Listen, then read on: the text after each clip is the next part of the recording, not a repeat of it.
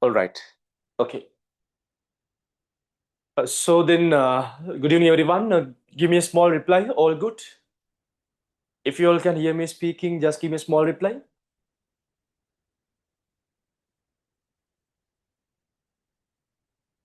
All good, right?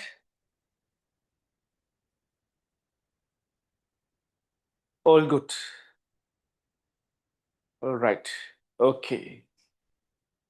Okay. Right.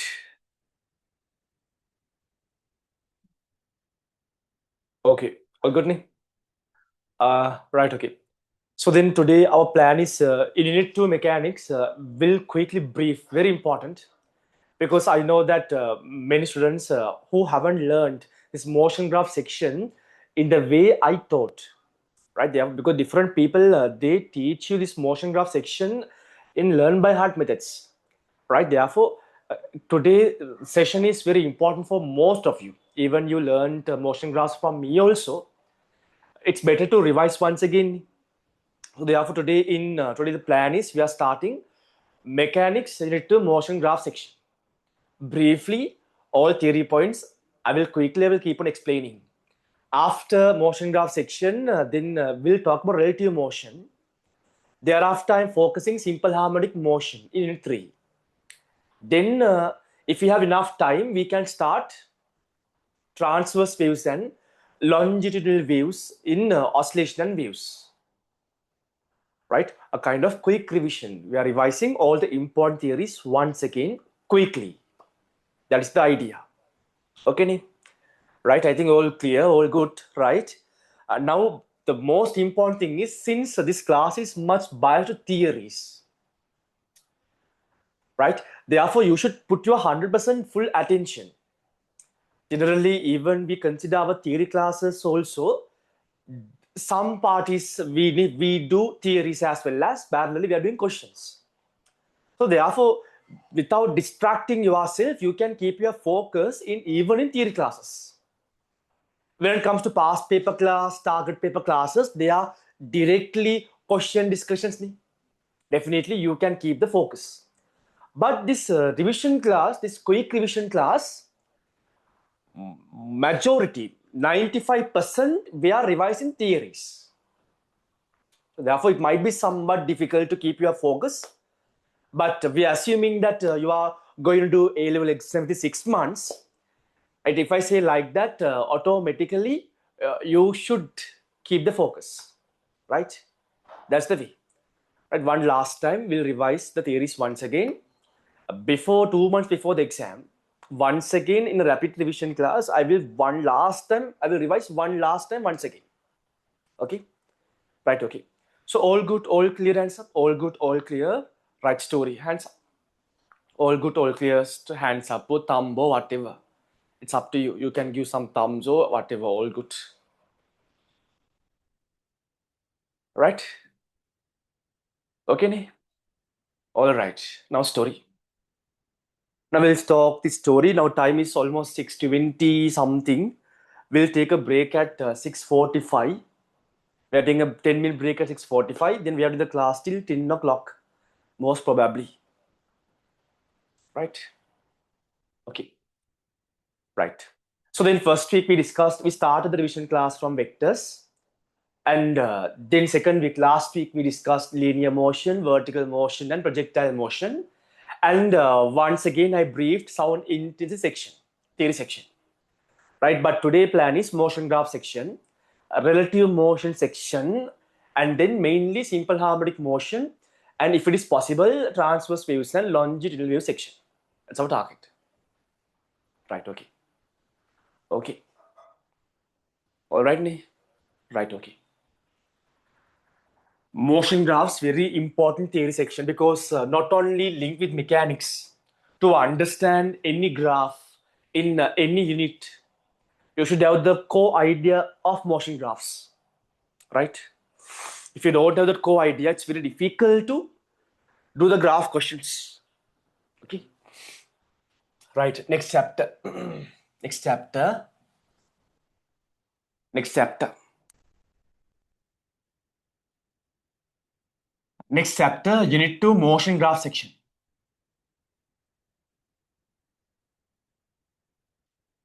Motion graph section.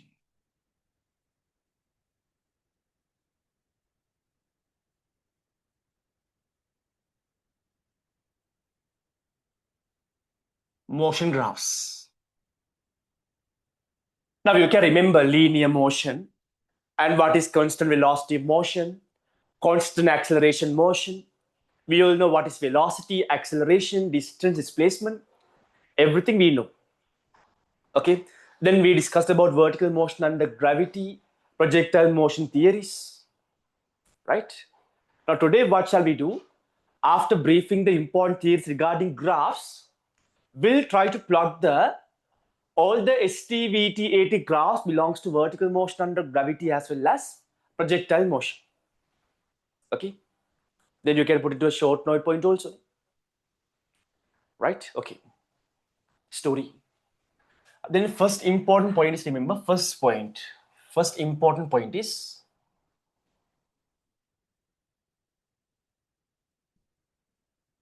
right. Okay. First of all, you should understand what is gradient and interception.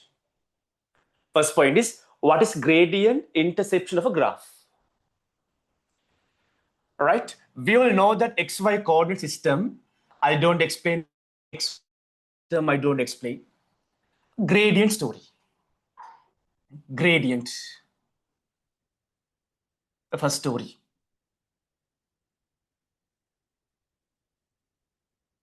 Gradient, the symbol is simple name. What is gradient in a graph? Gradient. Symbol is simple name. Simple M only. Sometimes they define using capital M also, but symbol is simple M only. And we want to understand gradient is defined for a point on the graph.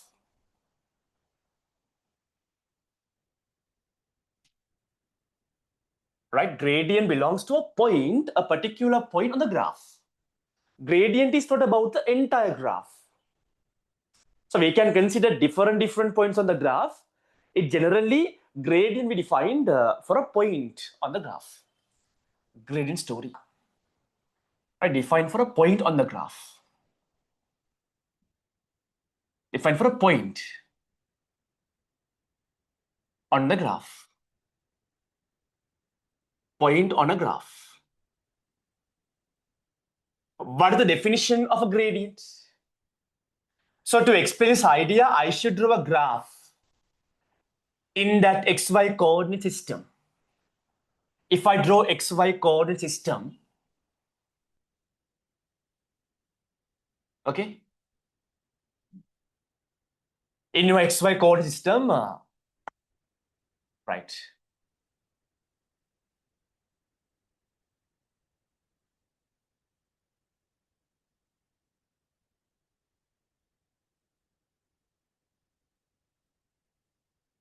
This is the y-axis, and this is going to be the x-axis. X-axis. Now I can draw the XY coordinate system. Now to the right side from the origin is the origin. The x-axis values are positive. I can draw the negative x-axis also, but I don't draw. If not, I can draw the negative axis also. Negative x-axis. Okay. To the right side from the origin, the values are positive, x plus 1, plus 2, plus 3. From the origin to the left side, the values are negative, minus 1, minus 2, minus 3. Likewise, from the origin above, values are plus values, below values are minus values. That's what we know. That's what we know. Simple story. Okay. Just consider a graph. If there's a graph, we define the gradient as what? At a point. I want to define gradient at point capital D. When you draw a tangent line at point capital A, tangent line at point capital A. If you draw a tangent line at point capital A, right? The angle measured from the positive x-axis to the tangent line in the anti-clockwise direction. If I mark the positive x-axis, if you want to find the gradient point capital A, should draw the line, tangent line at point capital A, positive x-axis, right side direction. Because I explained before, positive x-axis means from the origin right side direction axis is positive x-axis. If you want to find the gradient at point capital A, you should draw a tangent line at point capital A. The angle measured from positive x-axis to the tangent line in the anti-clockwise direction. So we all know clockwise means this direction. Clockwise means this direction. Anti-clockwise means this direction. Angle must be measured definitely from positive x-axis to the tangent line in the anti-clockwise direction.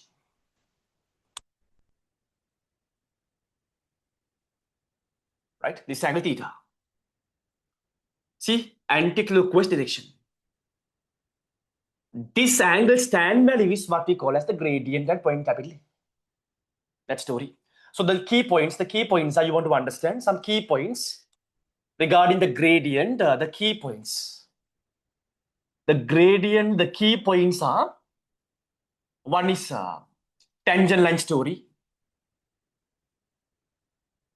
Second one is positive x-axis.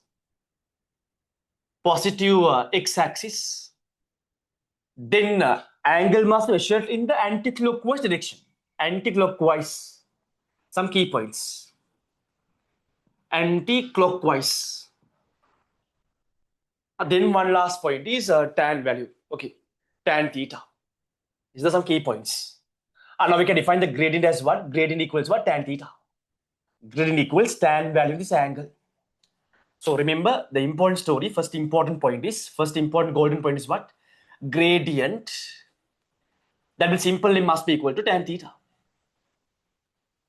Tan theta. Okay, this story is important. First idea.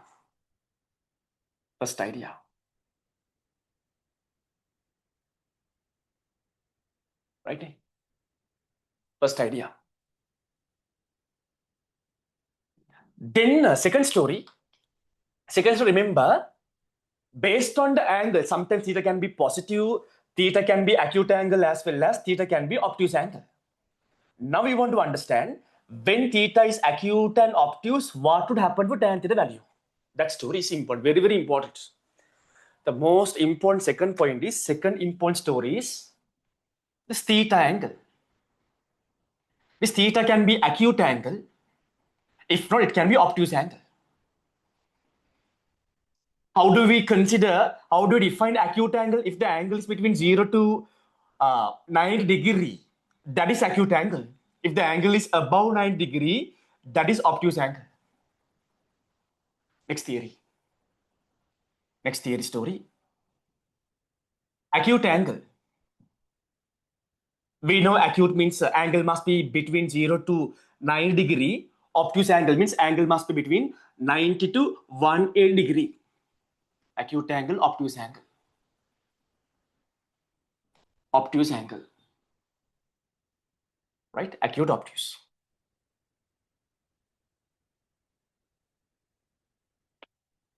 Remember, when the angle is acute, remember, your gradient value is positive.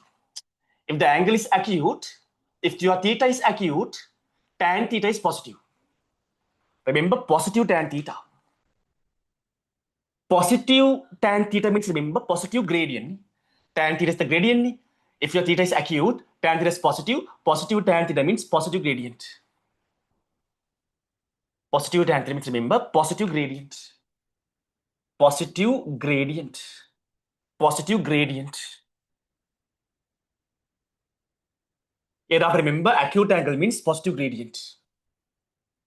When the angle is obtuse, tan theta value is negative.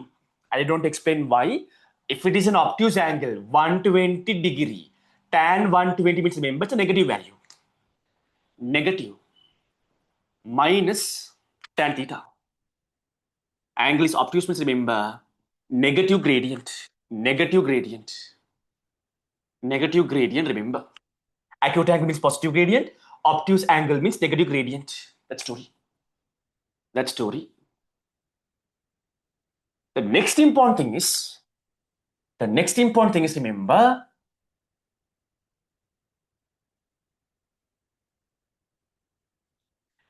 when the acute angle increases, positive gradient decreases. Positive tan theta decreases.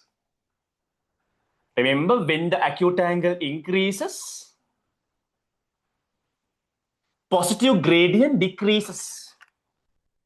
That's it. This is the core logic. If you can remember this logic, you can do any VT, ST, AT graph conversions. Acute angle increase means remember, positive gradient also increases, okay? When the angle is acute, if the acute angle increases, positive gradient is also increases, okay? Increases. Previously, I don't know, I told you decreasing something. No. When acute angle increases, positive gradient increases. When the acute angle decreases, positive gradient decreases. That's it. Remember, gradient is tan theta. Gradient is tan theta. The next story, if it is the obtuse angle, when the obtuse angle increases, remember, negative tan theta decreases. Negative gradient decreases. Decreases. When the obtuse angle decreases, negative gradient increases. Negative gradient increases. Right, that's it. Right, okay. Simple.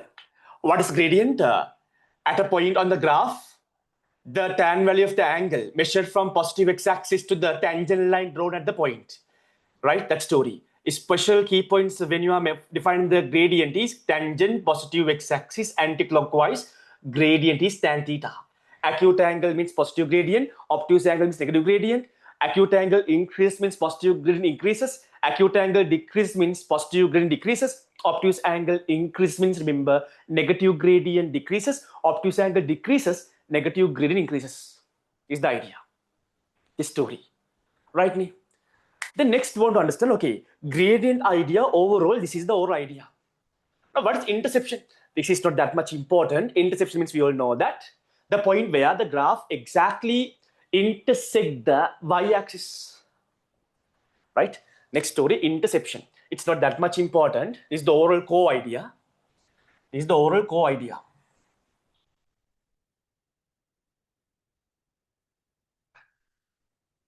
Interception.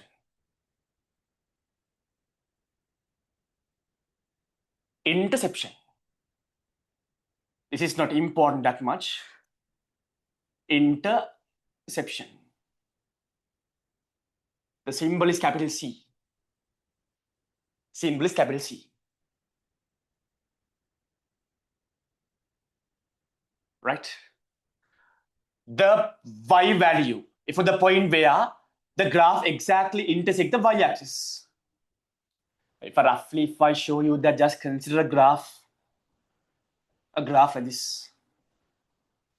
X-axis and y-axis in your graph. Right? If I do the graph, this would be the graph. Very clear, the graph is exactly crossing. The graph is exactly crossing, exactly intersecting the y-axis at here. Therefore, the corresponding y value is we call as interception. The corresponding y value is what we call as interception. This y value is interception. Capital C. Then remember some stories. I don't go deep and I don't explain. You want to understand some shapes of the graphs. Right? So by looking at the shape, you should be able to tell that whether what is the type of angle and what will happen for the angle as you go along the shape. For an example, if there's a graph like this, some important shapes. Now you can clearly understand if you are going along this shape, along this graph, its acute angle is increasing. If you are going along the graph like this, its acute angle increasing. acute angle increasing. Learn by heart, okay? If the shape of the graph is this direction, this way, remember its acute angle is decreasing. The next one is, next one is, next one is a curve like this. If you are going along the graph like this, its meaning is obtuse angle increasing.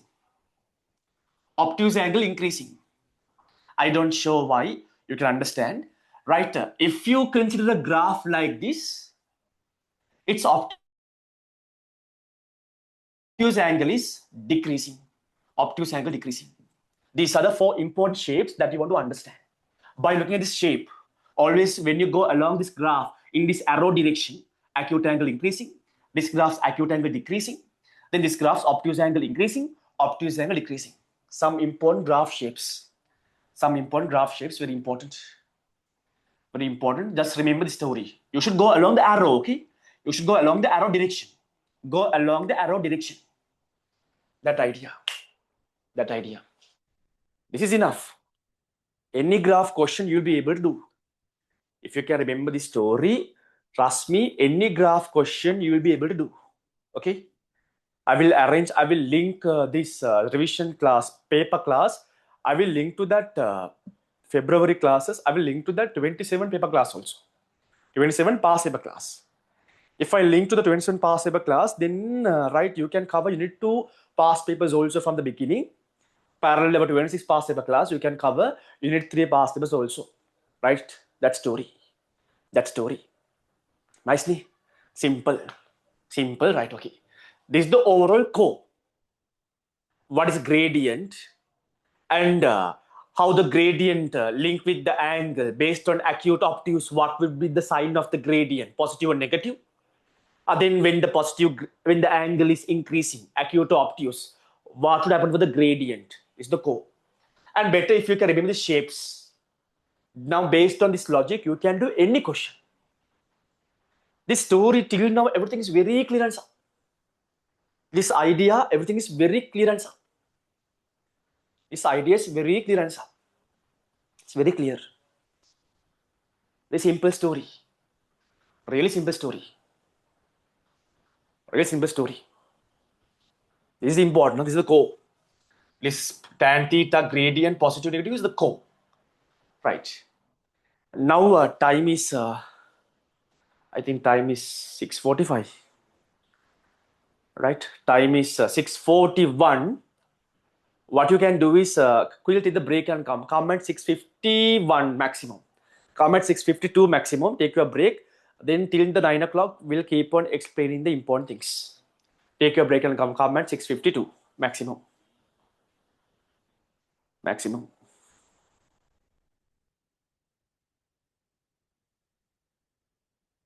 Take your break and come. Meanwhile, better, even these things are in the tune, better if you can write the stories in your short note point book, better. February, the plan is something different. Right? While I'm explaining the things, you have to write down in your separate workbooks. January, I only provided that short note point book only. February, we are going a bit different way, write on everything. Take a break and come at 6:52. Come at 6:52.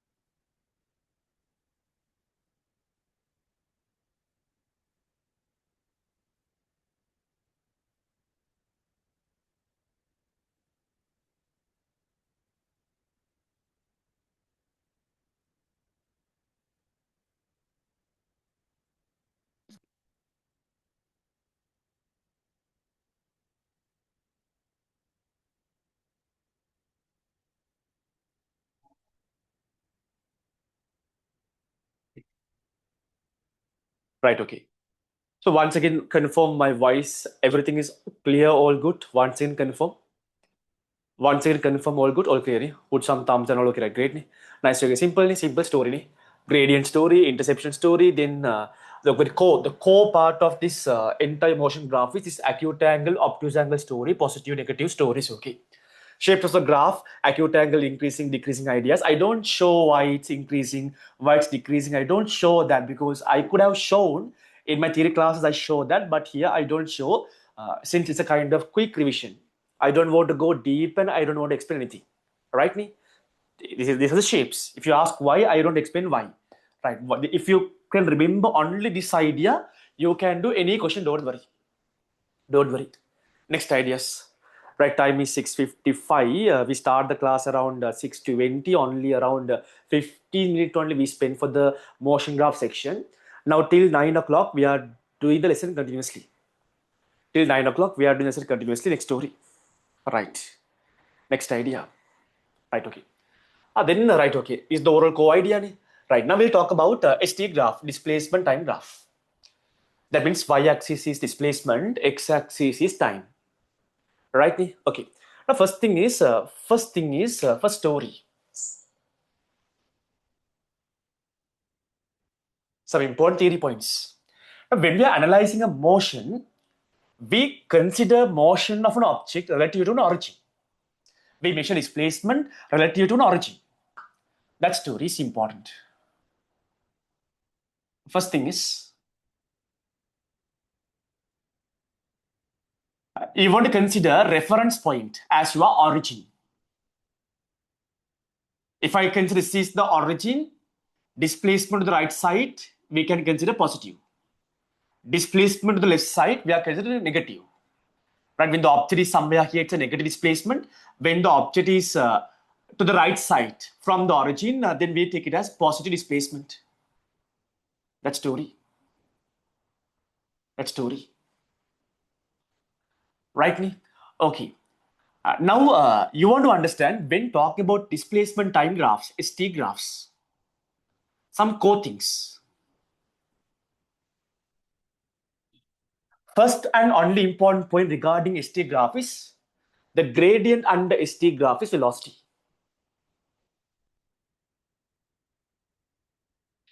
Right? The first important core point is what? Gradient under ST graph is velocity. The simple link. If for tan theta under ST graph is velocity. Right? Gradient. Gradient under ST graph is velocity.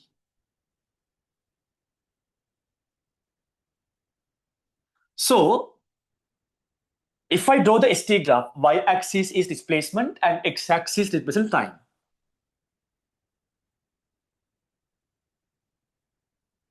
ST graph. Remember, we don't draw the negative time axis because we know time can't be negative. That is important point. Therefore, we only consider positive x-axis because time is always positive. If time can be negative, then we can travel the time. That story. But displacement y-axis can be in the positive side as well as this y-axis can be in the negative side also. That story. Okay.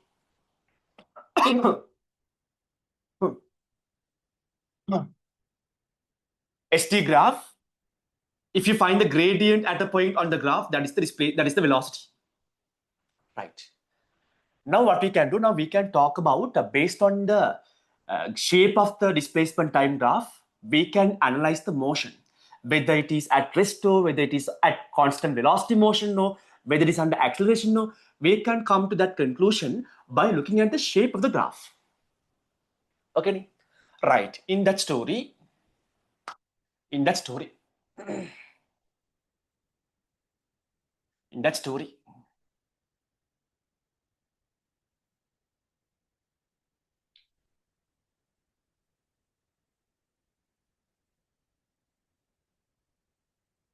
now the when your ST graph is a horizontal graph, right? If your ST graph is a horizontal graph like this, what can you say about the gradient? right? If you measure the gradient for a horizontal line, if you measure this theta angle for this horizontal line, we all know that it must be 0. If you measure this theta angle for this horizontal line, it is 0. Remember, when theta equals 0 means tan theta 0. Therefore, remember, ST graph horizontal line is, remember, 0 gradient. Gradient 0. That means, remember, horizontal line is, remember, velocity 0. Because ST graphs gradient is velocity. Horizontal line gradient 0 means, remember, velocity is 0. That means object is at rest. Right? Velocity is 0. Object is at rest. And next story is, remember, now based on noun. What is the meaning? If this horizontal line is, when you look at the y-axis, displacement also 0. The meaning is what? Object is at the origin, object is at rest. That is the idea. Clearly? Rather than this horizontal line is exactly at the origin, if you have a graph like this, a horizontal graph like this, or horizontal graph like this, the meaning? Again, we know that displacement time graph gradient is velocity. Horizontal line is, remember, any graph, no matter ST or VT or AT, horizontal line is, remember, gradient 0. If it is a ST graph, velocity 0, velocity 0. But this graph says that object is at a positive displacement. Positive displacement. This graph says that object is at rest only, velocity is 0 only, but we all know that object is at negative displacement. That idea we know. Clearly, some stories. Some story. Now, this is one kind of idea. Right? The next idea. Next story. Quickly revising. Right? Finished. Okay? Finished. Next story. Then, if you obtain a ST graph like this, a graph like this, what is the meaning? The meaning is ST graph like this. What is the meaning? Look at the gradient. When you carefully look at the gradient, what is the angle? This angle is acute angle. Okay. Parallelly, in addition to these 4 lines, these 4 graphs, I will do these 2 graphs also. If you have a graph like this, remember acute angle constant. If you have a graph like this in this direction, acute angle constant. If you have a graph like this, remember obtuse angle constant. In addition to these 4 curve shapes, please include these 2 straight line shapes also. Obtuse angle constant. Acute angle constant is shape. Obtuse angle constant means this shape. Obtuse angle constant. Remember, if you have a horizontal shape like this, remember angle is 0. Angle 0. Then okay. Then completed idea. Right? So this graph shows about acute angle constant. Acute angle constant means we all know that. We all know acute angle means you want to remember hereafter. It's positive tan theta. Acute angle means we know positive tan theta, positive gradient. Idea clearly? Acute angle means positive tan theta, positive gradient. Acute angle constant means what? Positive tan theta constant, positive gradient constant, positive velocity constant. Simple.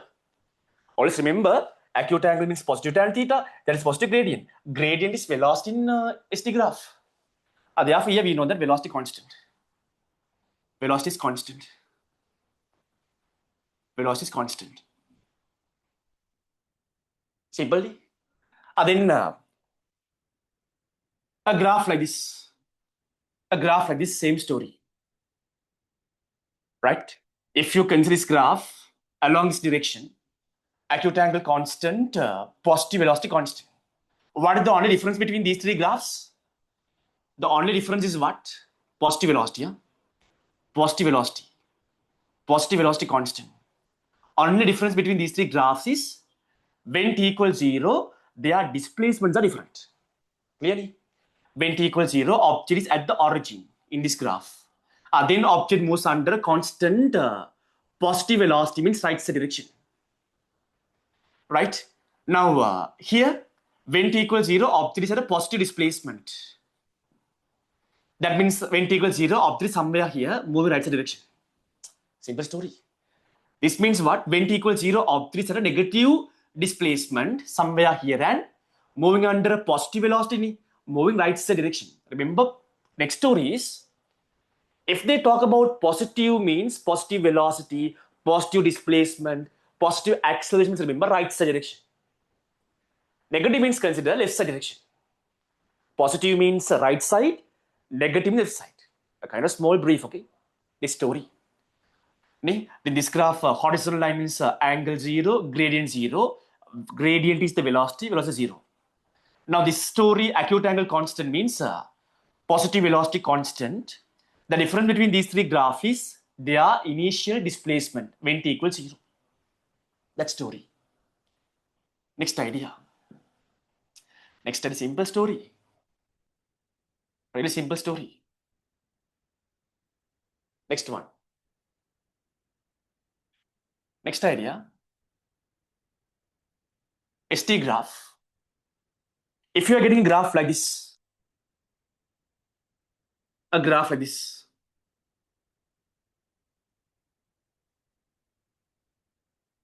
same graph, and then we can see that this shape belongs to what? This shape belongs to acute angle increasing. Acute angle increasing means we all know that acute means positive gradient, positive tan theta, positive velocity. Positive velocity is increasing. Positive velocity is increasing. Positive velocity is increasing. Positive velocity increasing. That means we all know that right side direction. Positive velocity means right side direction velocity increasing. Right side direction object is under acceleration. Clearly? So very simply. I hope you understand, right? But what is the difference between these three graphs?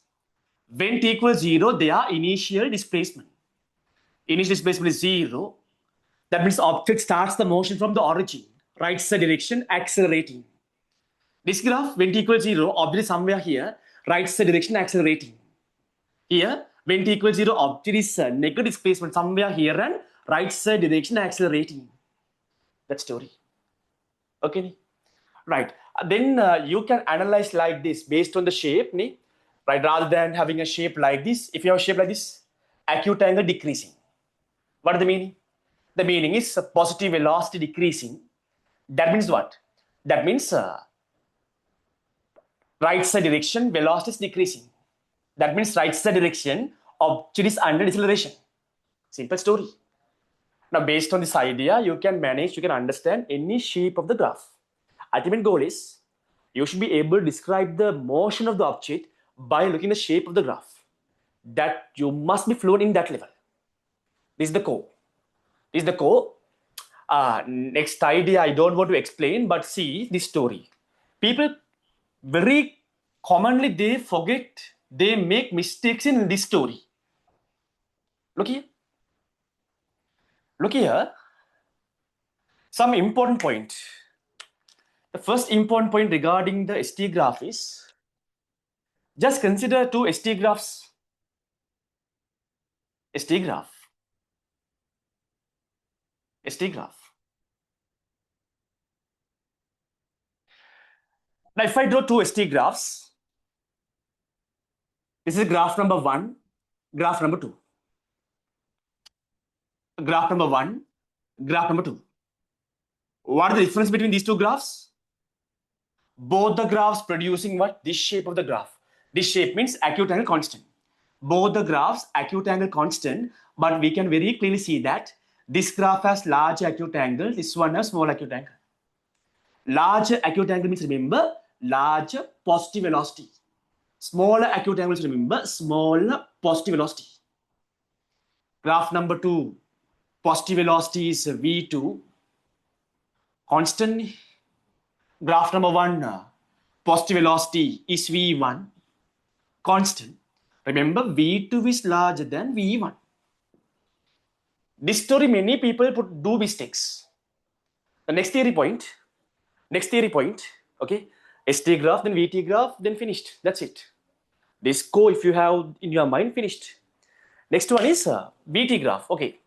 Again, in ST graph, next point, the next theory point is very frequently do mistakes. Right, 7:30 will stop this motion graph story. right? ST graph. Now obtuse angle story. Now there are two obtuse angles like this. Graph number 1, graph number 2.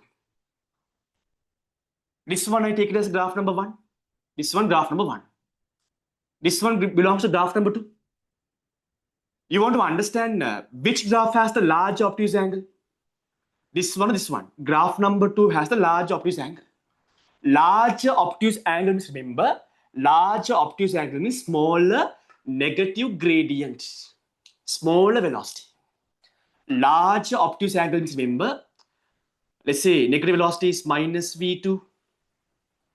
Obtuse angle ni minus v1 velocity, negative velocity means, remember, left side velocity, nothing else. Negative velocity means the meaning is left side direction velocity. Large obtuse angle is, remember, large obtuse angle means smaller velocity. Smaller velocity. So v2 is smaller. Large obtuse angle means smaller velocity. Right? So I can write down here also. I wrote here. Okay, I write here also. Obtuse angle increases. Large obtuse angle means, remember, smaller velocity. But in here remember, larger acute angle means, remember, large acute angle means large velocity. Large acute angle means, remember, large velocity. That's story. And also the next important point is in this ST graph stories, many people do a big mistake. They could not find when t equals 0. If they have given a ST graph, many people, if I ask them about the velocity, remember, if they have given a ST graph, if you want to check the velocity, if you want to find the velocity at a point, you should look at the gradient. But many people look at the y-axis. ST graph, y-axis is displacement, ST graph, gradient is velocity. This story. The next important point most of you do mistake is this one. These two graphs, well, consider these two graphs. People, they don't understand there's a difference between these two graphs. Next important point. Next important point.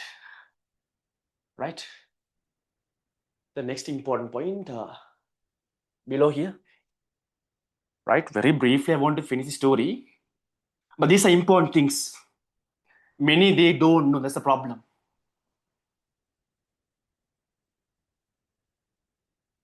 ST graph. If you take two shapes like this,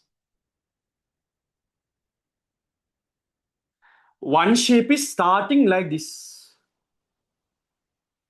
Second shape is starting like this. When t equals, now if you want to find the velocity, you should look at the gradient. If I ask you when t equals 0, this is graph number 1, graph number 2. If I ask you when t equals 0, graph number 1 has a velocity? No. Why? Not because they are starting from the origin. If you want to check the velocity at t equals 0, draw the tangent line at t equals 0. For the graph number 1, if you draw the tangent line at t equals 0, it's horizontal tangent line. For the graph number 1, if you draw the tangent line at t equals 0, it's a horizontal tangent line. Therefore, remember, at t equals 0, velocity is 0. At t equals 0. But if you consider graph number 2, if you draw a tangent line at t equals 0, it has a gradient. It has a gradient. Therefore, remember, graph number 2 has a velocity when t equals 0. Graph number 2 has a velocity. That idea. Clearly, this is the overall idea. Now I can go deep and I can explain, but this is enough. This core is enough. ST graph story, core is enough. Now, when it comes to velocity time graph, VT graph, y-axis is your velocity now. In ST graph, you all know that y-axis displacement, x-axis time. If it is VT graph, next story, VT graph important theories. Right? VT graphs important theories. Where can we draw? Shall I erase this one? I erase this part, right? Overall, you can understand a kind of comparison. Now, quickly grab every point. I can't go deep and I can explain. If I go deep, I have the potential to go deep and explain. But if I do that, it's not going to be quick revision. It's going to be basic theory class again. I don't want to make it as a usual typical theory class. It should be a revision class, a quick revision. Next story. Nothing come beyond this. Nothing come beyond this. Next one is VT graph. Finished. 17. VT graph theories. VT graph theories. The first theory is again, first theory, remember, gradient in a VT graph represents acceleration. The tan theta in the VT graph is acceleration. Okay. Y-axis is velocity, VT graph. Y-axis velocity. Y-axis. And x-axis time axis, that is okay. X-axis time axis. If I draw VT graph, gradient, at a point gradient is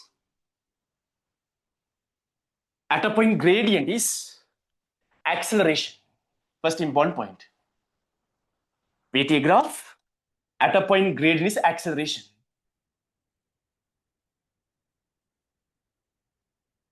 Acceleration simply.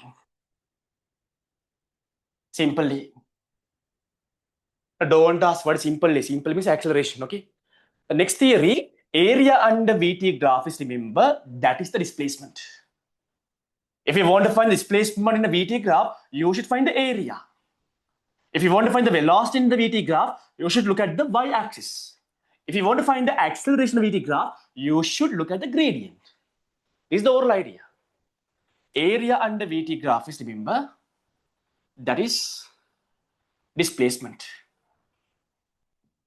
Area under VT graph is displacement. Short letter I am putting A, but you want to understand A means area, right? Area under VT graph is displacement. Capital is right. The same story. Right? Same story. Second important point. Remember, especially when you are finding the total displacement, if they have given a VT graph and if they are asking for the total displacement, remember, area above the time axis in the VT graph, they are positive area, they are positive displacement. Area below the time axis, they are negative area, they are negative displacement. Look here. Some stories. Next theory point regarding VT graph, especially areas. If in your VT graph,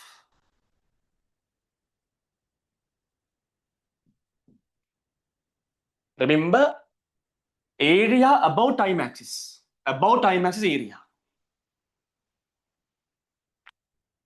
They are positive areas.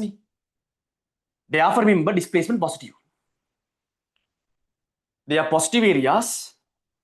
Therefore, remember, displacements are positive displacement. Area below the time axis.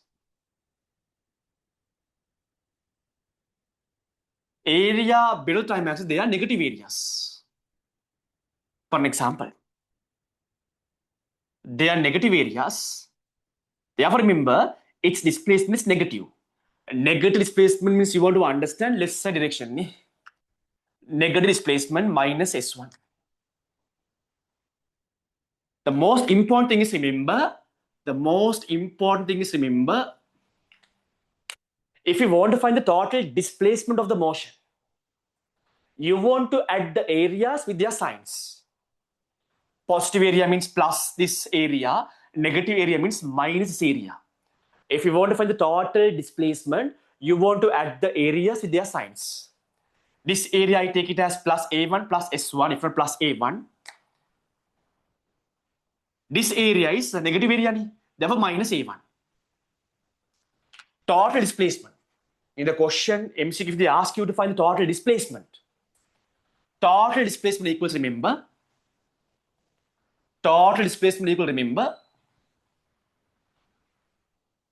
ST. That is equal to A1 plus A2 with their signs. Plus A1 right? Add the areas with their signs. If you add the areas, A1 sign is negative, plus add A2 area, its sign is positive. Its sign is positive. If they're asking rather than the total displacement, if they're asking us to find the total distance, if they're asking us to find the total distance, then what you do? Find the at the areas without the signs, just at the areas. If you want to find the total distance at the areas without their signs, A1 plus A2, A1 plus A2, A1 plus A2, this idea. Remember, whenever if the total positive area and total negative area becomes equal, what is the meaning? In case total positive area above time axis and area below time axis, if they are equal, the meaning is, remember, total displacement is 0. That means object is again came back to the original position. Right? Object can move in a motion. If you notice that total area above the time axis and area below time axis, if they are equal, the meaning is total displacement 0. That means object is came back to the initial point, original point again. Right? The important story. The next important story, remember. The next important story is, remember, area above, area below, if they are equal. If the positive area and negative area, if they are equal. Positive A1 and if the negative area, okay, negative area A2, they are equal. The meaning is total displacement 0. That means object came back to the original position. In this motion, if I discuss this motion for an example, this object is going right side in the beginning. Positive area means what? Positive displacement. This object is moving right side direction in the beginning. Negative area means what? Negative displacement. Object return to the opposite direction. The areas are equal. Object came back to the initial point again.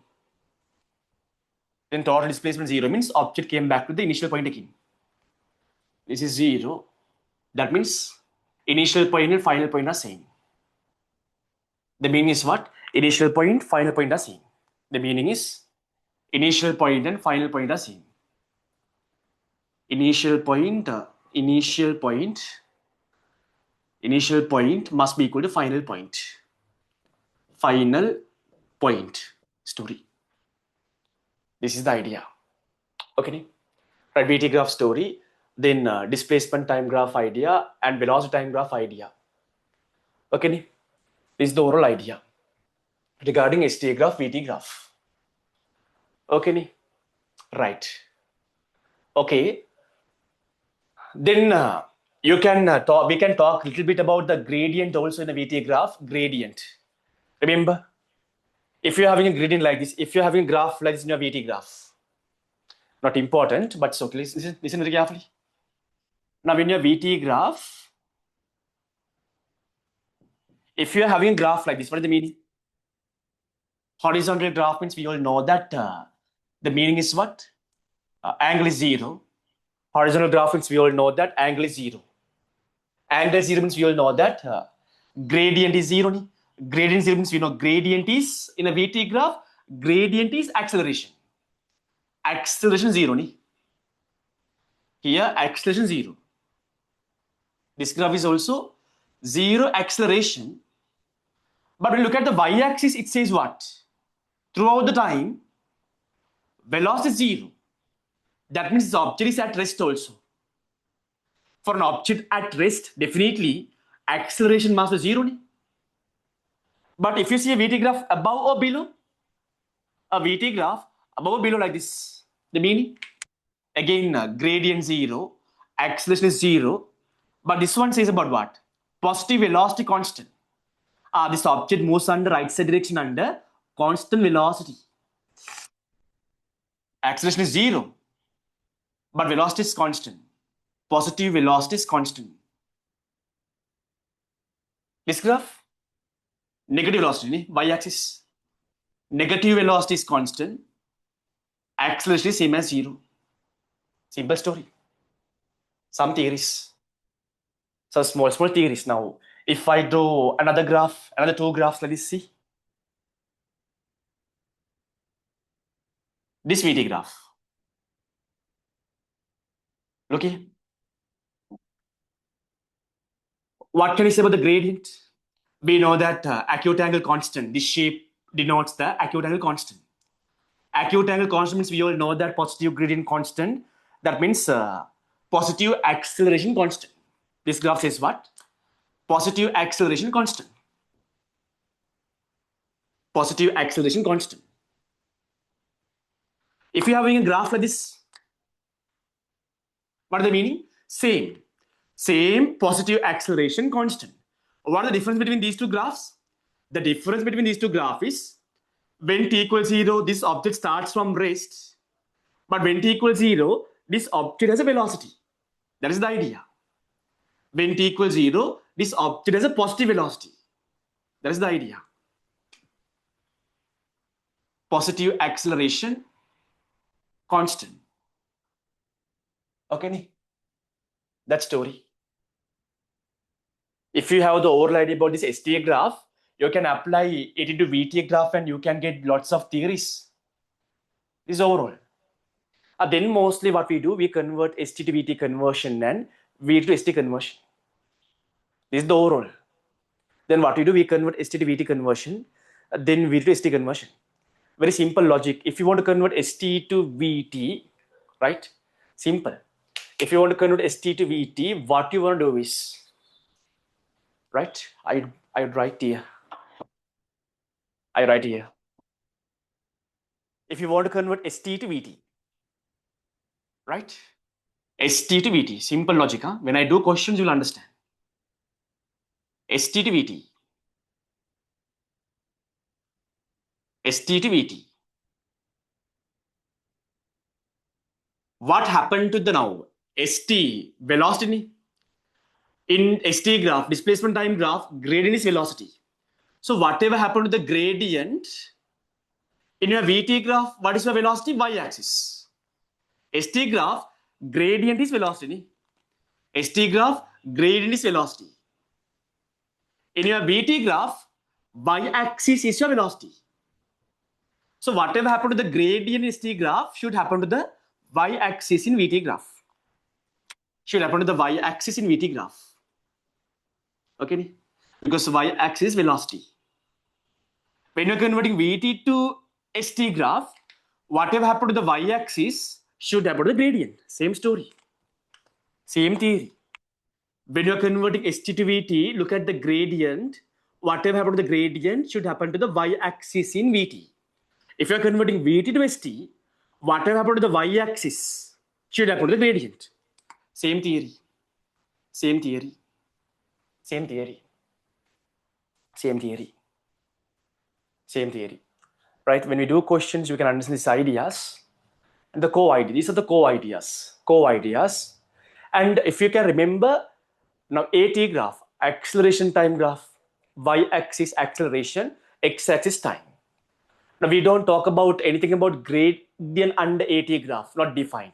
Gradient under AT graph is not defined, but we all know that area under AT graph represents velocity. Okay, next theory section. When you consider AT graph, acceleration time graph. Next theory. Acceleration time graph, a small theory, only remember, AT graphs only remember y-axis acceleration, x-axis time, AT graph only remember area under AT graph. Area under AT graph is velocity. Area under AT graph is remember velocity. Area under AT graph is velocity. Velocity. Right? That's it. That's it. That's it. This is the overall idea. This is the overall idea. Okay. Now, some additional if we draw the graphs, especially when we talk about vertical motion under gravity, And then we talked about projectile motion. Right, in the exam, they ask you to draw the ST, graph of vertical motion. Then they will ask you to draw the ST, graph of projectile motion. Right, in that case, how are we going to draw those graphs? That part, if I explain, overall idea is finished. Overall idea is finished. Till now, every point is clear and it's a kind of revision, not a theory class. Keep that story in your mind, right? This is the kind of overall revision. Within that limited time, I only have taken around 1 hour, less than 1 hour only I have taken. Right, start the class at 6:20, then took a break 10 minutes, 6:30, exactly 55 minutes only we have taken, and a brief within 1 hour, a small brief.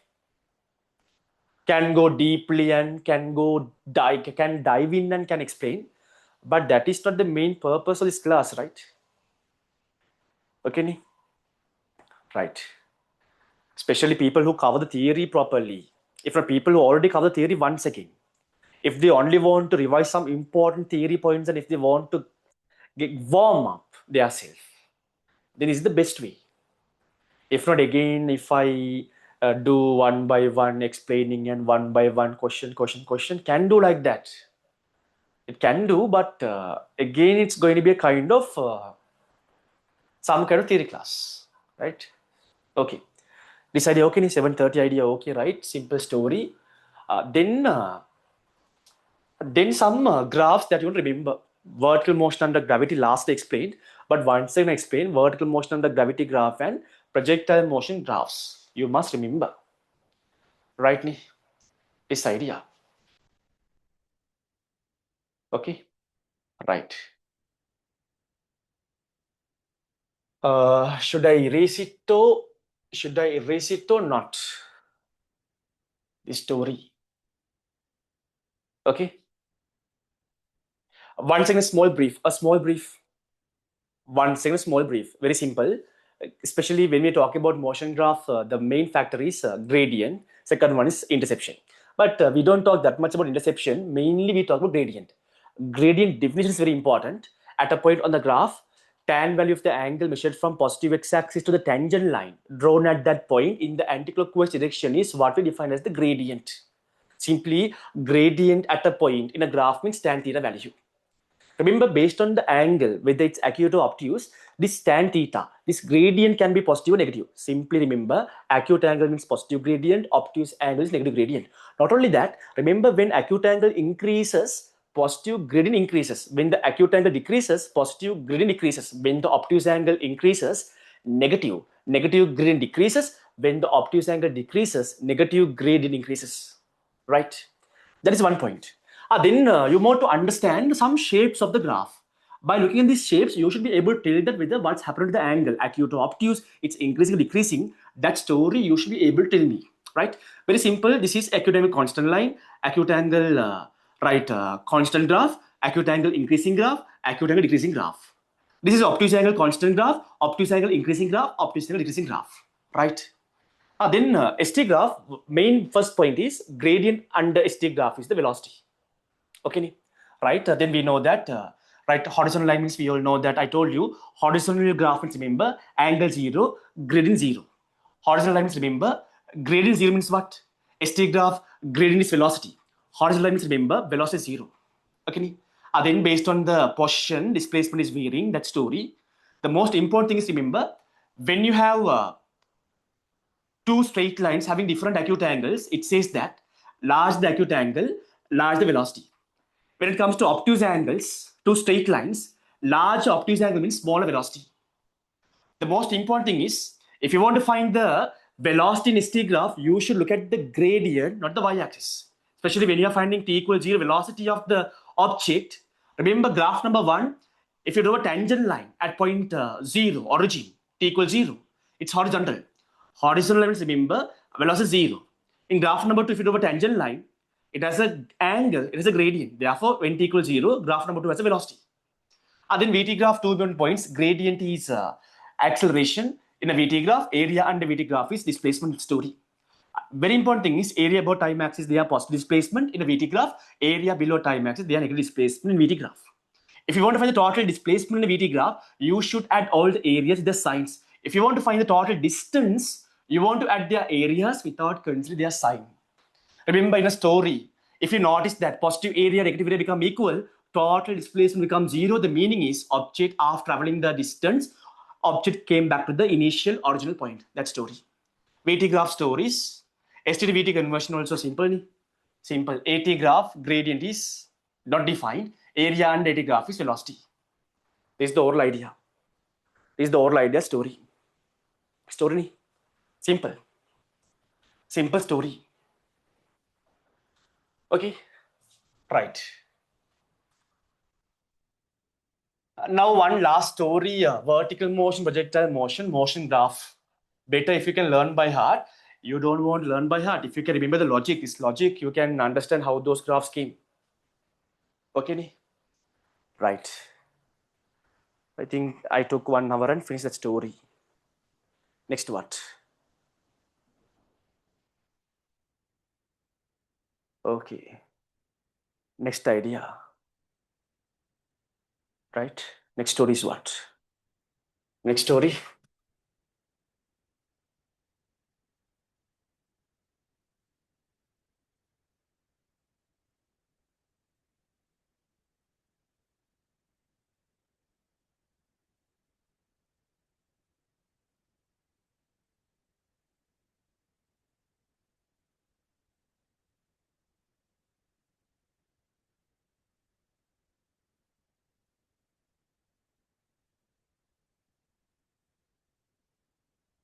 Next story. Then vertical motion, projectile motion, the graphs, set of the graphs. Then finished. Right, already last day explained the VT graphs for vertical motion and graphs for vertical motion under gravity, but once again I'll compare it. I consider projectile motion, and first of all I drew the graphs. You can remember projectile motion.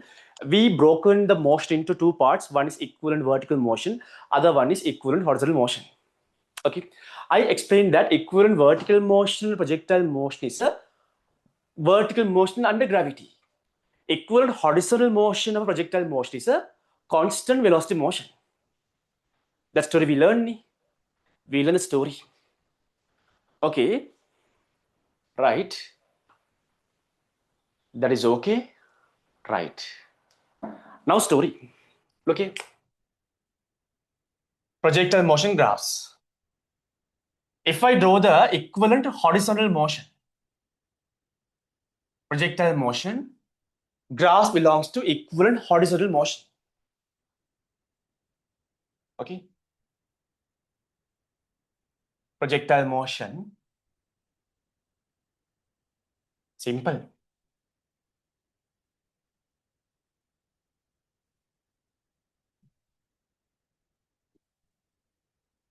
Projectile motion.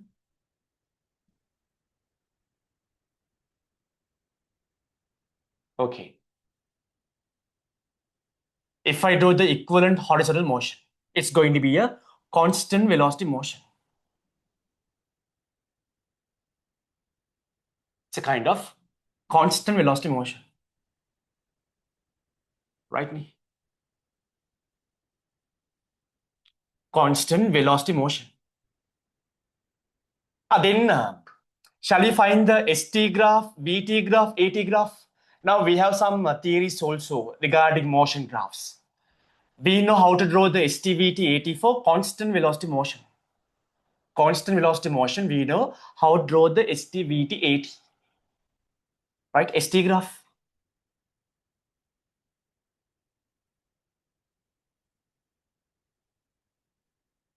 For an ST graph.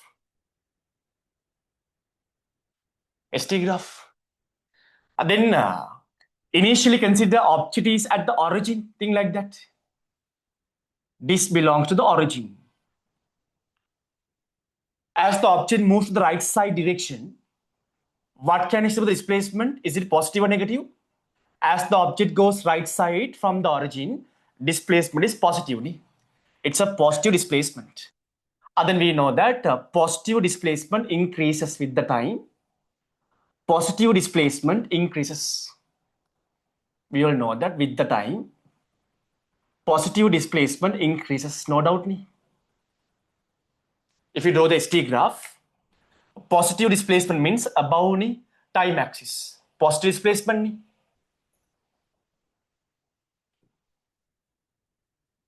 positive displacement increases. But we know that gradient under ST graph is velocity. Equivalent horizontal motion has a constant velocity motion.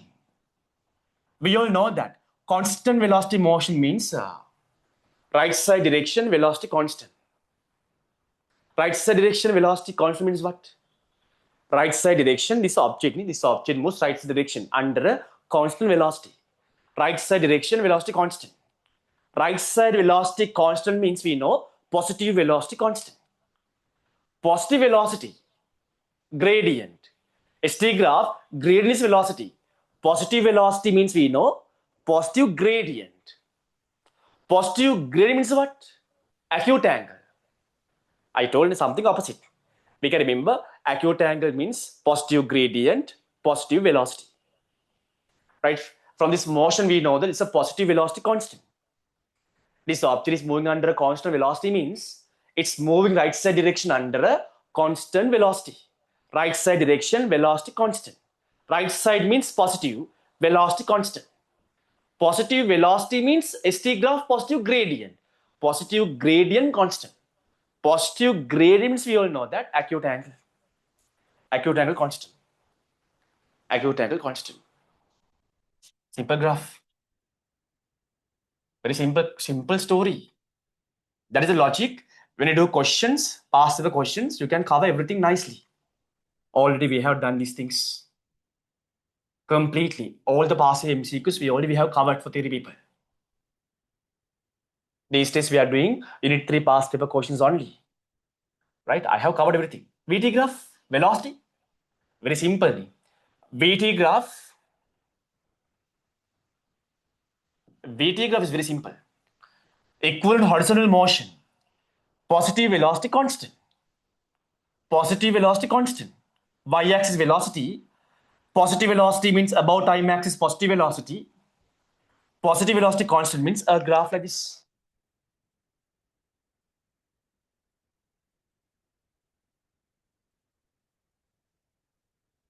Simple. AT graph, velocity constant means you want to understand acceleration is zero. If an object has a constant velocity, the meaning is acceleration is zero. A zero. If I do the AT graph, zero acceleration. Right? AT graph, zero acceleration. A graph like this. Simple. These are the ST, VT, AT graphs belongs to equivalent horizontal motion of a projectile motion. Very simple. If I draw the equivalent vertical motion graphs, ST, VT, AT, equivalent vertical motion graphs, ST, VT, AT, I explained that equivalent vertical motion is a vertical motion under gravity. That is okay. Equivalent vertical motion is a vertical motion under gravity. Object goes upwards at the maximum height. Initially, upward velocity decreases. Then at the maximum velocity becomes zero. Then down velocity increases. Initially, remember, upward velocity. Now we consider here upward velocities are positive. Downward velocities we take this negative. Like we consider right side direction vectors are positive and left side direction vectors are negative. Similar manner, upward direction vectors are positive, downward direction vectors are negative. Initially, object is going in upward direction. Upward direction, velocity is decreasing. Therefore, upward velocity decreasing means positive velocity decreasing initially. At the maximum height, velocity is zero. As the object is coming down, downward velocity is increasing. Downward, that is the negative. Negative velocity increasing. Remember, this positive negative means it depicts the direction of the velocity. Positive negative means, remember, it depicts the direction of the velocity. And now clear. Now do the ST graph. If I do the ST graph, in the beginning we know upward, when the object is moving upward displacement increasing. As the object is coming down, what will happen? As the object is coming down, upward displacement decreasing. Clearly? Because if you consider this level as the origin, as the object goes upward, upward displacement, positive displacement increasing. At the maximum height, positive displacement is maximum. As the object comes down, positive displacement decreasing. Right? Then if you draw the ST graph for the equivalent vertical motion, if I draw the ST graph,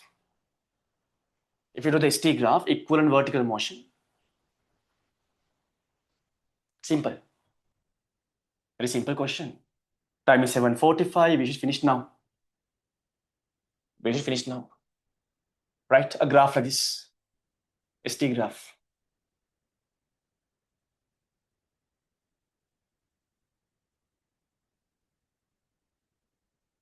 Now you can see. Should be beautiful graph. Huh? It should be very beautiful graph. A graph like this.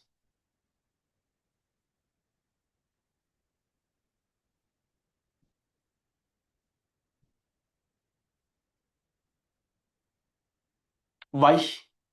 This shape. Why?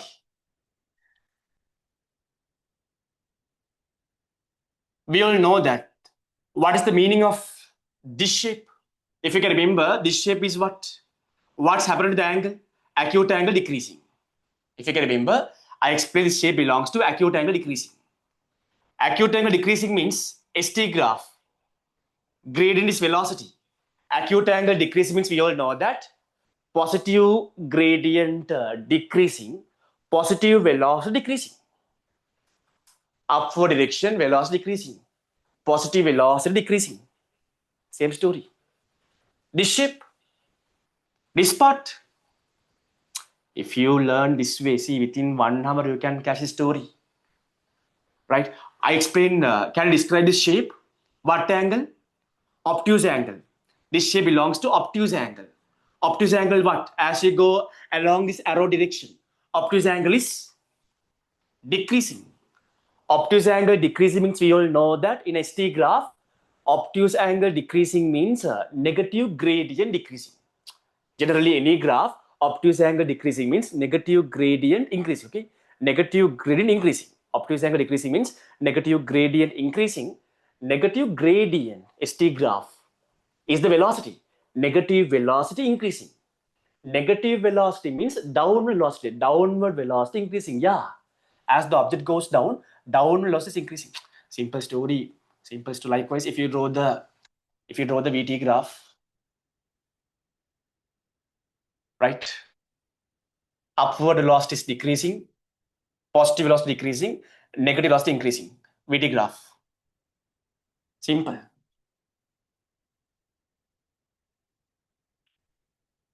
In the beginning, positive velocity decreasing. +5, +4, +3, +2, +1, 0. Positive velocity decreasing. Look at the y-axis, huh? VT graph, y-axis velocity, not the gradient. VT graph, y-axis is velocity, not the gradient. In the beginning, positive velocity is decreasing. At the maximum height, velocity is 0. Thereafter, downward velocity is increasing. Negative velocity is increasing. -1, -2, -3. Negative velocity is increasing. Simple story. The last one is AT graph.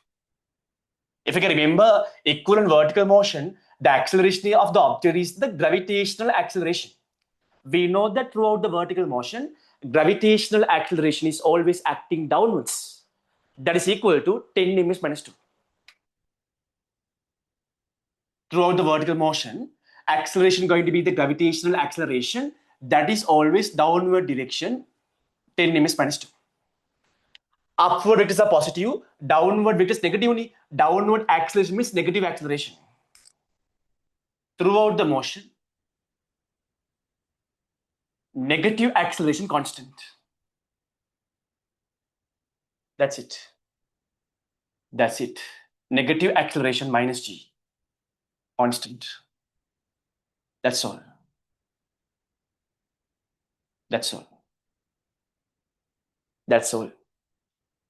Okay. This is the overall idea. Hands up, whatever the story we learned regarding motion graphs theories. Nothing come beyond this. Every theory point is very clear and sound. Every theory point we learn today regarding entire motion graphs. Normally in our theory classes we take 5, 6, 7 weeks, but here we took less than 1.5 hours. Less than 1.5 hours, and we completed the section. We completed the section. The story is clear, right? Clear, very simple. Simple story. Okay. Then what shall I do? Next, what shall I do? Next, my target is we'll talk about simple harmonic motion theories. But simple harmonic motion theories, and will give us quick summary regarding simple harmonic motion. What we learned. Unit 3, simple harmonic motion. Unit 3, simple harmonic motion. Okay, right. Okay, give me 1 second. Give me a few minutes. Right. Simple harmonic motion. Next theories.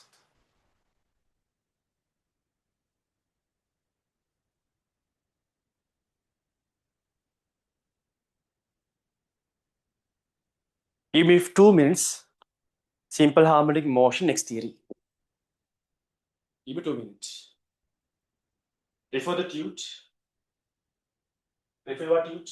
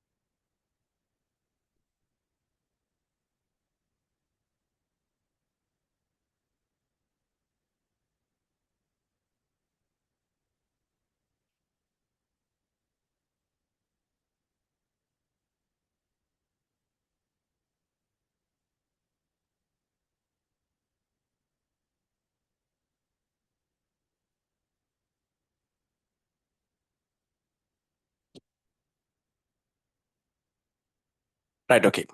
Next theory, simple harmonic motion, important theory points. We'll revise them. We'll revise the story. Okay. Right.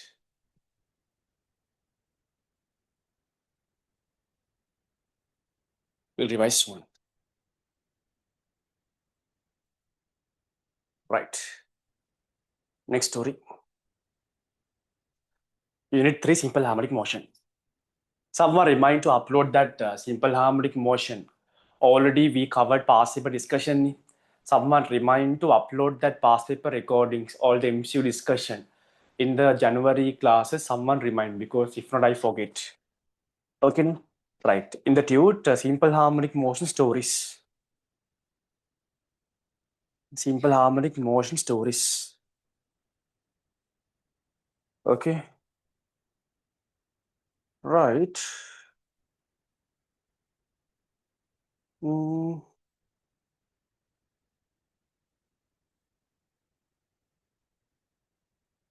all right.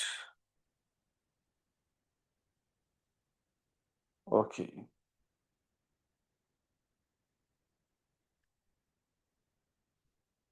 Okay. Mm,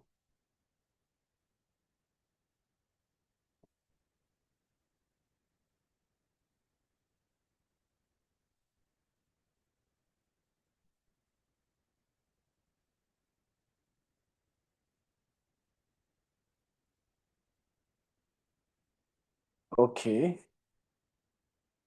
Simple harmonic motion theories. In 1 second.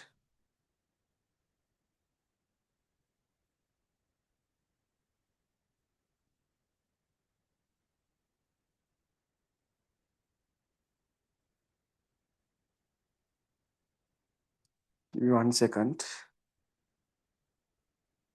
Okay.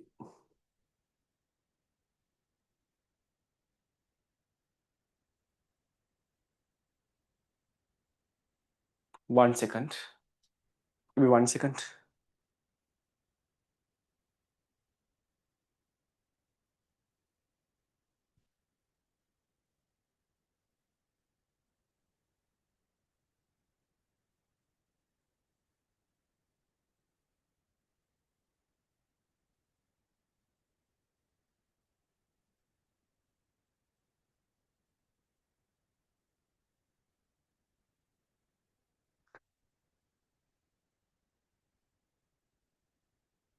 Right. Okay. Look here. Note down these important theory points regarding simple harmonic motion. First story. Now, simple harmonic motion means it should satisfy two conditions. It should satisfy two conditions. Right? Next theory. Next theory. Next theory. Okay. Unit 3, simple harmonic motion. All the important theories. Normally, we take 3-4 weeks to discuss this entire section. But what is important from simple harmonic motion?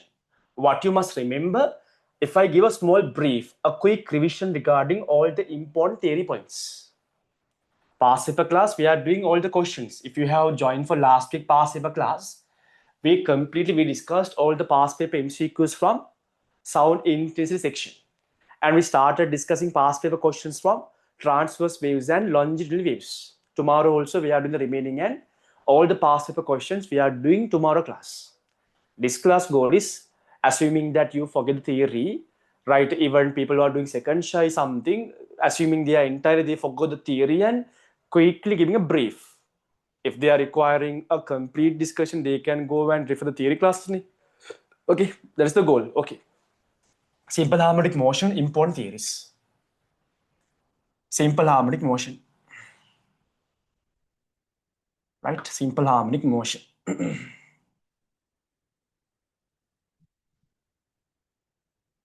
Simple harmonic motion. SHM. This is the first section in Unit 3, oscillation waves.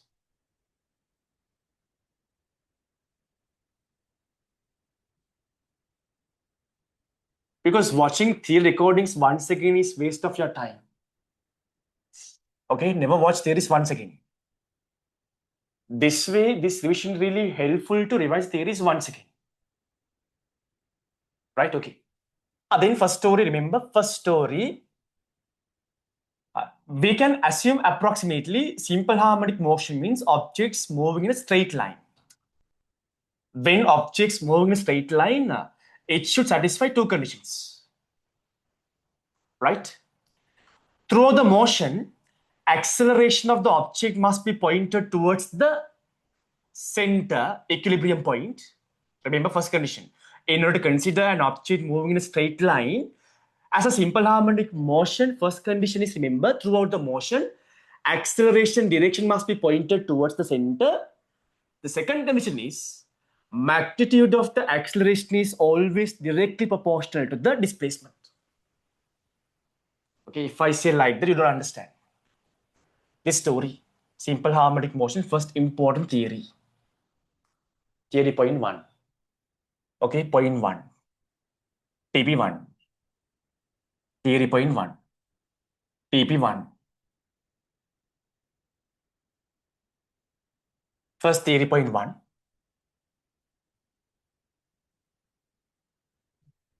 Simple harmonic motion.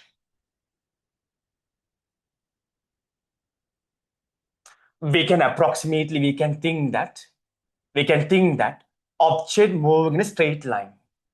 Think like that. This point is equilibrium point. Equilibrium point is point capital O. Now you don't ask what is equilibrium point, I don't explain. Equilibrium point. Right? If I draw a general location of the object,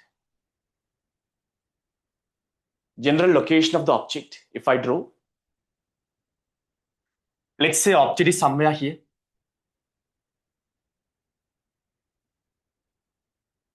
Object.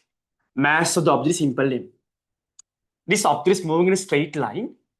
In order to consider this object moving in a simple harmonic motion, first condition is direction of the acceleration throughout the motion must be pointed towards the center, pointed towards the equilibrium point.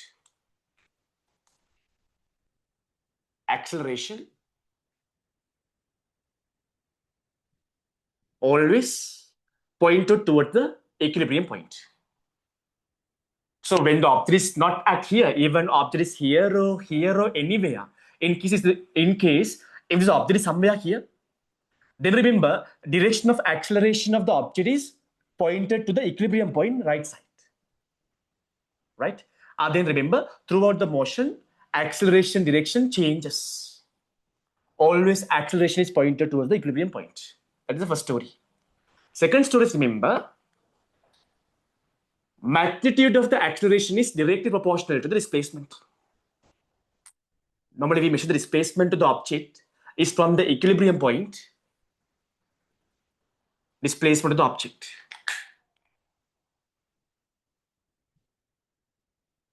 Okay, displacement to the object. Very simple theory. Displacement simple x. Always remember a simple harmonic motion. First point is remember, first point is acceleration pointed towards the equilibrium point.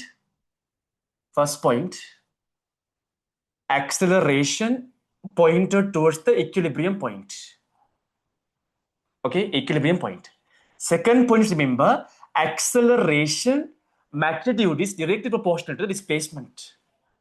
Also remember, direction of acceleration is always opposite to the direction of displacement. Okay, this is the whole idea. If these two conditions are satisfied, then we can call it as a simple harmonic motion. Then we can call it as a simple harmonic motion, SHM. SHM. Right? Then in the simple harmonic motion, the maximum displacement from the equilibrium point is we call as amplitude. The maximum displacement done by the object is what we call as amplitude. It's maximum displacement, amplitude. Then this is going to be the positive amplitude plus capital A. This is going to be the negative amplitude minus capital A. Some theories. Negative amplitude minus A. Minus A. Simple x is displacement, A acceleration, mass, amplitude minus capital E. Right? Okay. Remember, the characteristic equation for a simple harmonic motion is A equals minus omega squared x. The characteristic equation for a simple harmonic motion.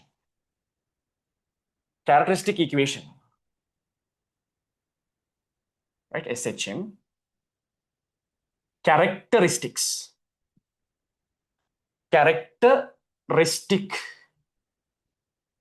equation. Just remember that must be equal to acceleration is equal to minus omega squared simple x. First equation. You must learn by heart. You must learn by heart this equation.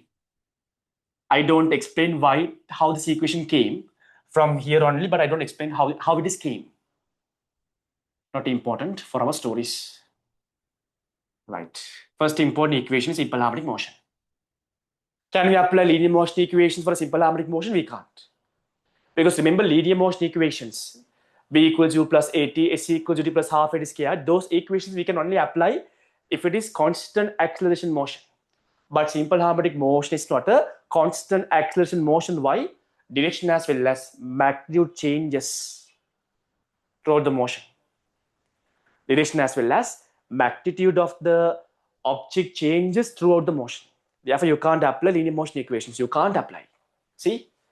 Depends on the position. Okay, if I explain so much deep, it's going to be theory class. Right? See, displacement changes. Displacement changes. A changes. If your A changes means acceleration is not constant. Then you can't apply linear motion equations. This story is important. Right, okay, next idea. Next idea. Amplitude. Amplitude. Amplitude. From this equation, okay, next story. Next, you want to understand now very clear in a simple harmonic motion, as the object moves in simple harmonic motion, we realized acceleration varies direction as well as magnitude of the acceleration varies. Also, velocity also varies. There are points velocity is maximum. There is a point velocity of the object is minimum. There is a point acceleration of the object is maximum. There is a point acceleration of the object is minimum. That's story theory point number 2. The second theory point number 2. The second theory point number 2. The second theory point number 2. The second theory point number 2. Okay. The second theory point number 2. Okay. Right. The second theory point number 2. Remember another story. I explained it throughout the motion. Acceleration is always to the center equilibrium point. Whenever there is an acceleration acting on the object, means you want to understand there must be a resultant force acting on the object throughout the motion towards the center. Okay, I forgot to explain that story. Throughout the motion, acceleration to the center means resultant force acting on the object throughout the motion also always to the center.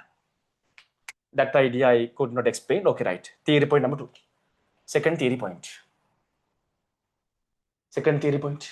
Second theory story. Second theory point. Number 2. Simple story. Simple story. Second idea. Velocity acceleration stories. Remember, if I do the simple harmonic motion again here.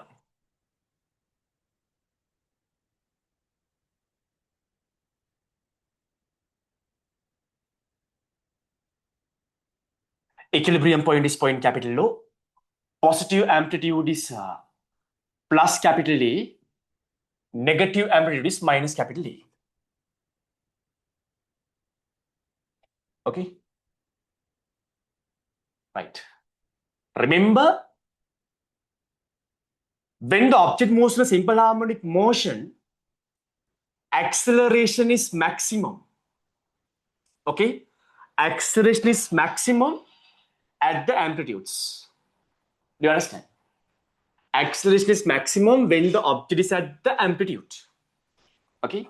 So when the object is at the positive amplitude, when the object is at the negative amplitude, remember, acceleration maximum.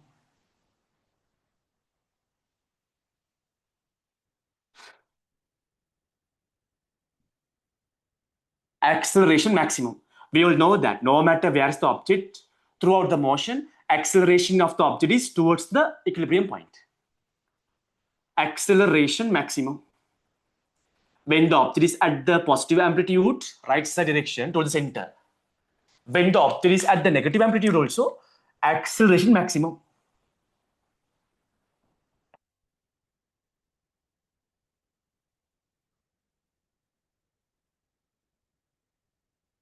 Remember, acceleration of the object is minimum. That means exactly 0 when the object is at the equilibrium point. When the object is at the equilibrium point, remember, acceleration is 0.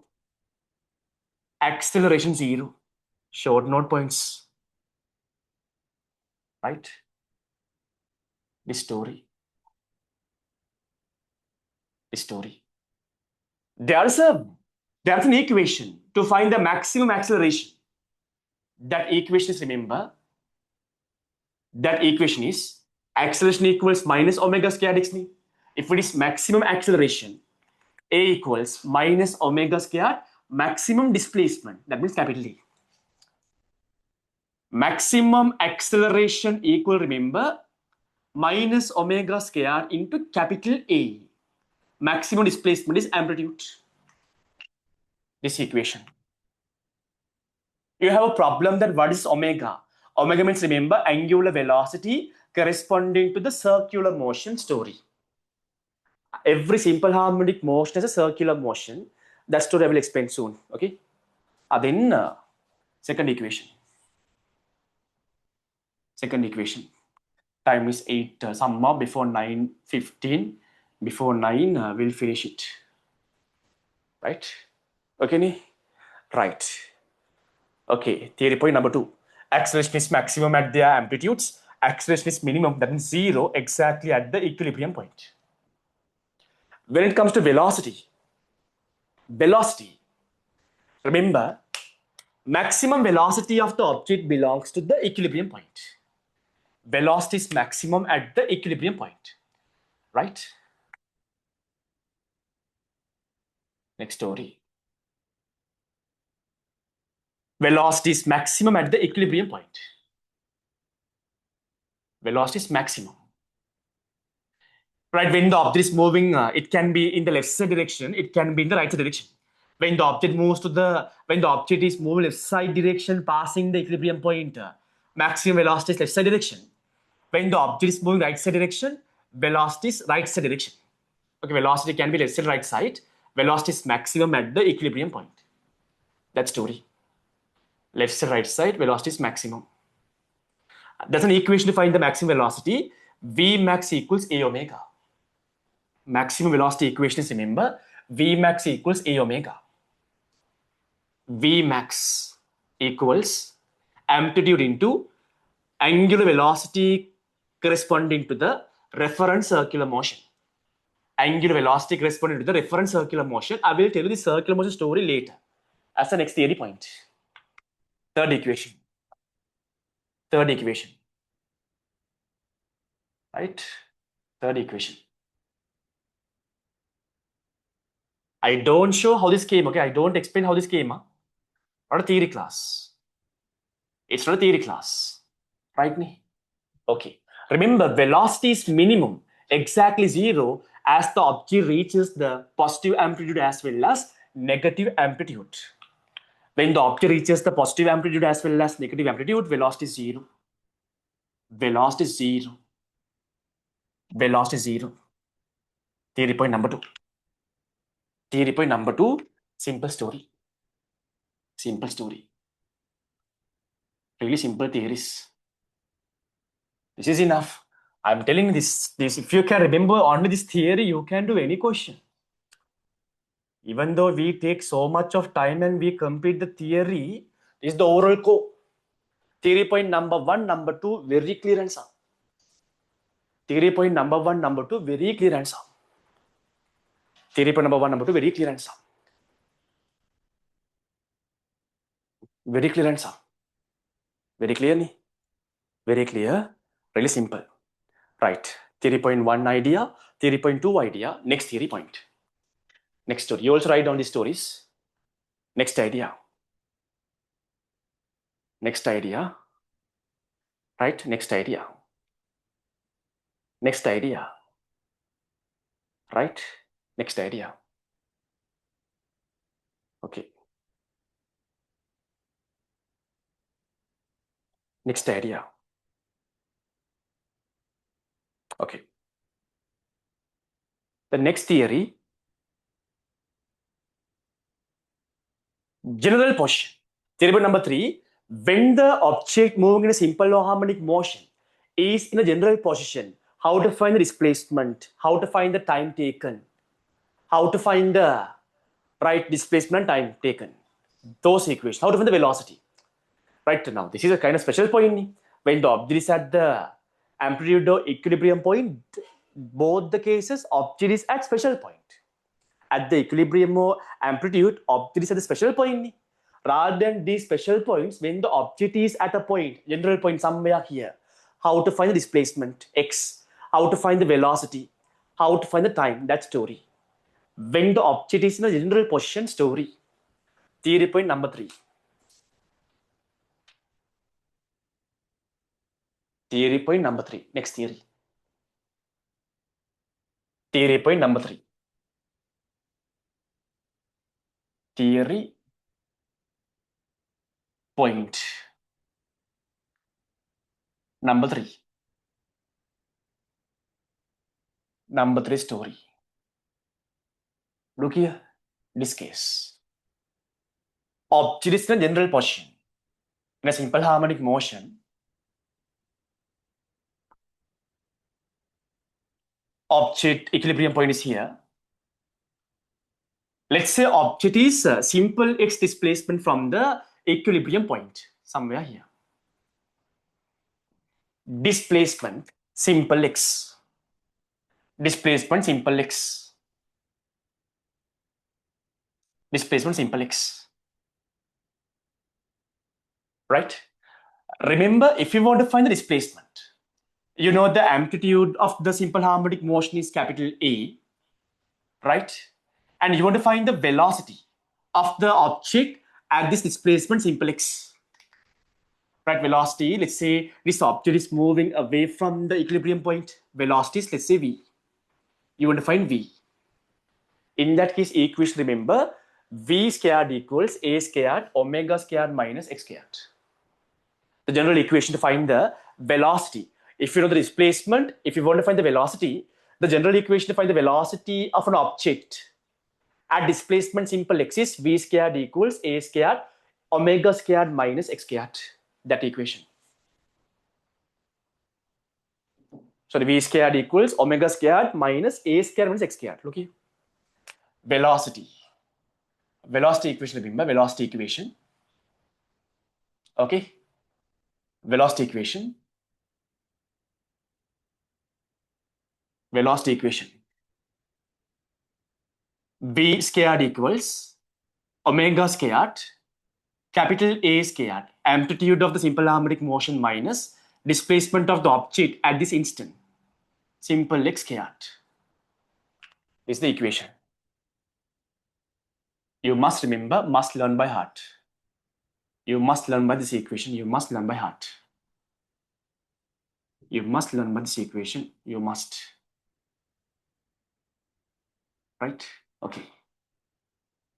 Now, if you want to find if you know the time taken, if you know the time taken for the simple harmonic motion, okay, if you want to find the displacement x, there are two equations, depends on the initial position of the object when t equals 0. Right? If you want to find the velocity at an instant, we can use this equation v squared equals omega squared a squared minus x squared. In case if you want to find the displacement, if you know the time, there are two equations to find displacement, but based on the position of the object, you have to use two different equations. If the simple harmonic motion is starting from the origin, starting from the equilibrium point, when t equals 0, simple harmonic motion starting from the equilibrium point, the equation is, if you can remember, what is the equation? The equation is x equals a sine omega t, right? When t equals 0, okay, this story, when t equals 0, remember this idea, when t equals 0, if the simple harmonic motion starts from the equilibrium point,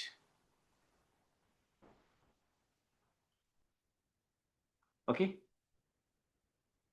when the object is at the equilibrium point, when t equals 0, the equation to find the displacement at the time is simple t, when t equals 0, object is at the equilibrium point. When the time is simple t, if you want to find the displacement of the object, the equation is, remember, x equals a amplitude sine inside the bracket omega t angular velocity corresponding to the reference circular motion into the time taken. When t equals 0, object is at the equilibrium point. When t equals 0, equilibrium point. Equilibrium point.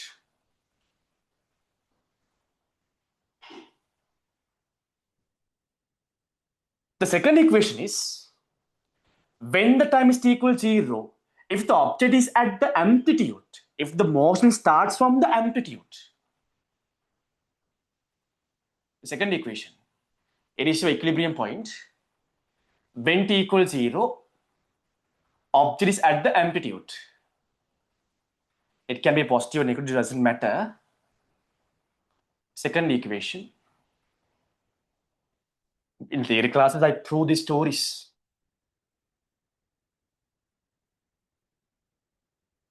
Equilibrium point is O. Amplitude is what?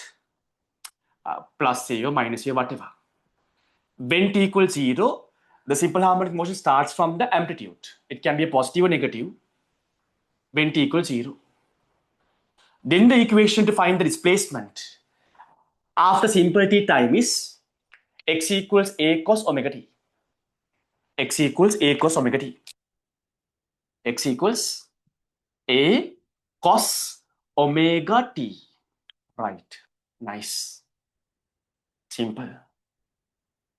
Really simple. When you do the past papers, it will be very clear. Okay. Right. This theory is okay. General scenario ni. Theory point number 3, general position of the object. General position of the object. General position of the object. The equations. If you can remember this core, you can do any question. You can do any question. Right? Theory point number 3 also done. Theory point number 4. Fourth theory point. Theory point number 4, fourth one. Fourth theory point, graph stories I will draw later. There are lots of graphs to be understood in the simple harmonic motion. Right? Theory point number 4, that the reference circular motion story. Simple harmonic motion, it has a reference circular motion story. Fourth point is, remember the fourth point. The fourth point is, right. The best example for simple harmonic motion is a pendulum. Okay, theory point number 4. Theory point number 4.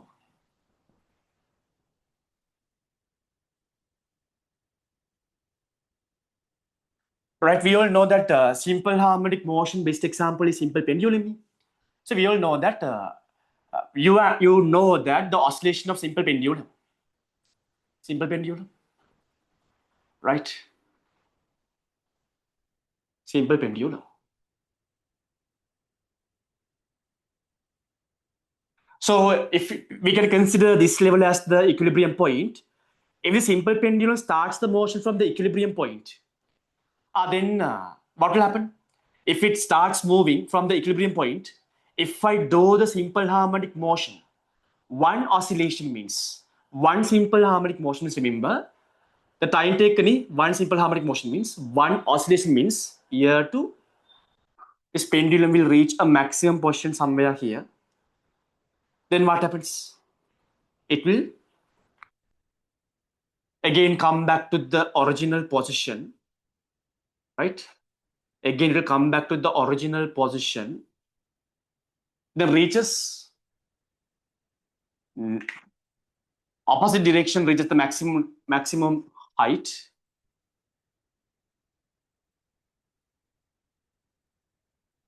and again coming back to the original point. One simple harmonic motion. If one oscillation means, remember, this is the one oscillation, right? Initially, it starts to move to the right side, reaches maximum positive displacement something, again coming back to the original position, further moving to the left side direction, reaches the maximum negative displacement, again then coming back to the original point. This is what we call as one oscillation. The time today, one oscillation. One oscillation. One oscillation. Right? Okay. Remember, if not, if I draw a horizontal simple harmonic motion, this is also some kind of horizontal simple harmonic motion only. If I draw a horizontal simple harmonic motion, some story, some theory, rough points.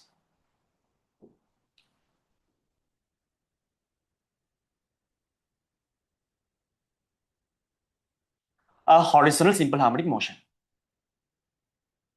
Okay, yeah. Equilibrium point is point 2. If I draw a horizontal simple harmonic motion, look here very carefully. Initially, object starts a simple harmonic motion from the equilibrium point, then initially moves to the right side, reaches positive amplitude, then object moves to the left side, after passing the origin again, reaches the maximum negative amplitude, again object coming back to the initial point. This is what we call as one complete oscillation. One complete oscillation. Right? Remember, amplitude is plus A minus A. plus positive amplitude, negative amplitude. Remember, every simple harmonic motion has a reference circular motion. I don't explain what is reference circular motion here deeply. Every simple harmonic motion has a reference circular motion. If I do the reference circular motion of the simple harmonic motion, if I do the reference circular motion of the simple harmonic motion, right, can explain everything properly, but this theory knowledge is more than enough. If I do the reference circular motion of simple harmonic motion, reference circular motion of the simple harmonic motion, look here, right? The reference circular motion.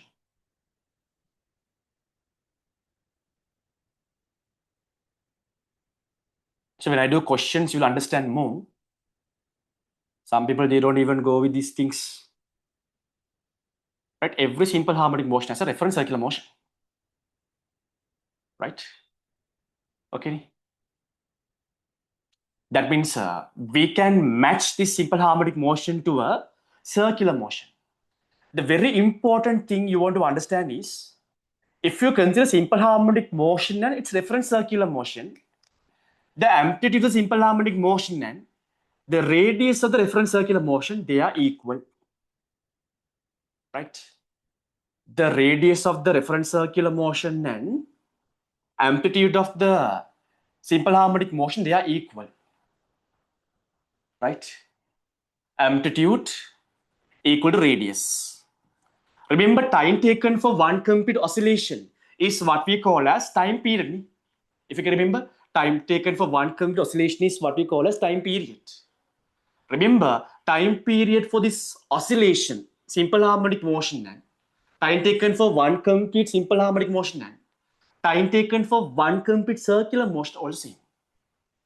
Time taken for the SHM must be equal to time taken for the circular motion. Time taken for the circular motion. Some important theories. Some important theories. Right? Now, in this equation, in the beginning, characteristic equation means A equals minus omega squared. This omega means what? Angular velocity of this reference circular motion. Angular velocity of this reference circular motion is omega. Omega. Now, simplify till that. Remember, simplify, explain that what's happening is, when the object starts moving in a simple harmonic motion, as it moves initially right side, it's very equivalent to object having same radius equal to amplitude, having same time period equal to SHM. It's equivalent to when the object moves to the right side in the reference circular motion, object moves this direction in the clockwise direction. Right? When the object in the circular motion moves from here to here, in a simple harmonic motion, object moves from here to here. The circular motion object moves from here to here. Simple harmonic motion object moves from here to here. In a simple harmonic motion, when the object moves from here to here, circular motion here to here. Here to here means here to here. I don't explain further. Theory point number 3. Number 4. 1, 2, 3 for story. 8:30. Within half an hour, we want to complete simple harmonic motion all theories. Within half an hour, we must complete all simple harmonic motion theories. Very simple, ni? Simple idea. Reference circular motion idea, the story, okay? Right? Okay. Now, mostly when we refer the theories and when you go and check the questions, there are only two main examples common as simple harmonic motion. One is simple harmonic motion of a pendulum. Second one is simple harmonic motion of a spring attached to a mass. Then time period means I taught you that time taken for one complete simple harmonic motion, if not time taken for one complete reference circular motion. Remember, there are some equations for time period. Right? The first equations, remember, theory point number 4. Number 5, next theory.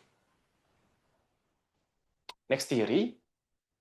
Theory point number 5, next theory. Theory point number 5. Theory point number 5.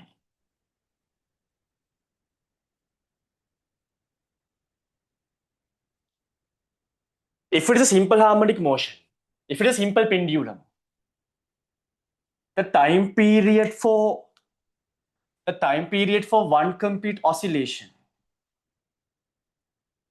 the time taken for one complete oscillation,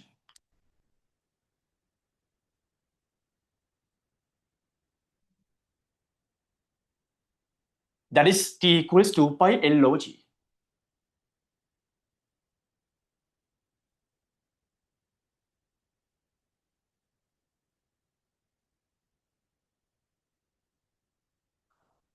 Time period is what? T equals 2 pi L over G root. 2 pi L over G whole root. You must learn by heart. The general equation for the time period is T equals 2 pi omega. For the any oscillation, we can apply general equation. A time period T equals 2 pi omega. This equation we can apply for any oscillation. Circular motion, rotational motion. Right? The next example is especially simple harmonic motion of a spring attached to a mass. The spring can be oscillating in a horizontal direction. No, spring can be oscillating under a vertical direction. Next example we can see very commonly simple harmonic motion of a mass attached to a spring. The spring can be vertically attached. If not, spring can be horizontally attached. Horizontally attached.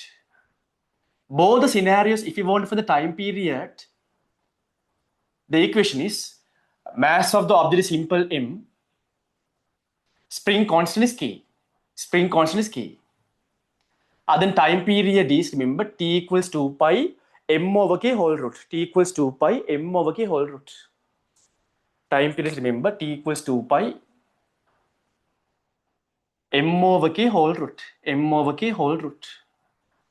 This story. This story is okay. Finished.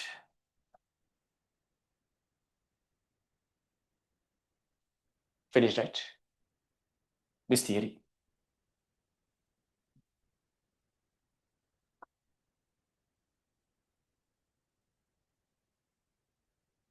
Okay. That idea also done. Right? Everything is precisely in detail. All the important points are here. All the important points are here. Right? Next idea.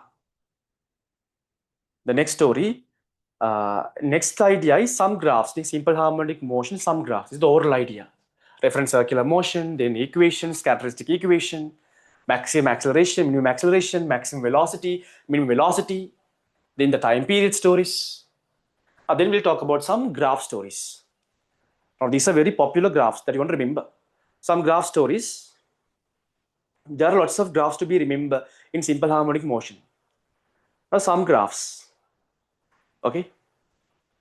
The first one is acceleration. If you consider simple harmonic motion, the variation of acceleration with the displacement graph. Second one is force versus displacement graph. Okay. When you consider one complete simple harmonic motion, if you draw the acceleration, some graphs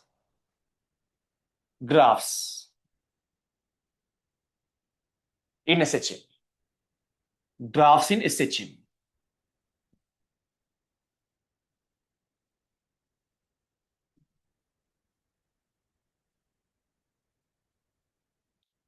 First one is, remember, acceleration versus displacement graph.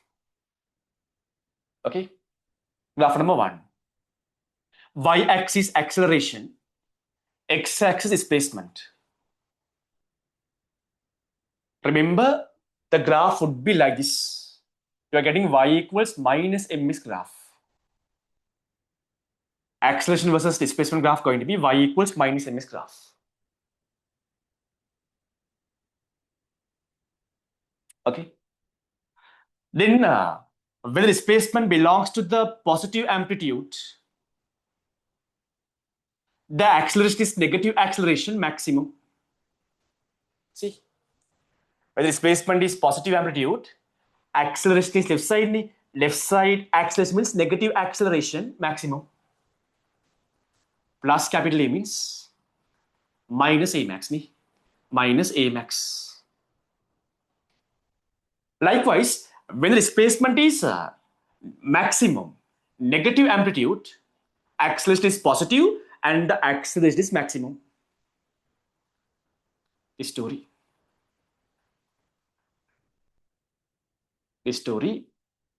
A max plus A max. This point is plus A max. Likewise, if you draw the force displacement graph also exactly in same shape. Force displacement graph, Fx graph, y-axis force, x-axis displacement.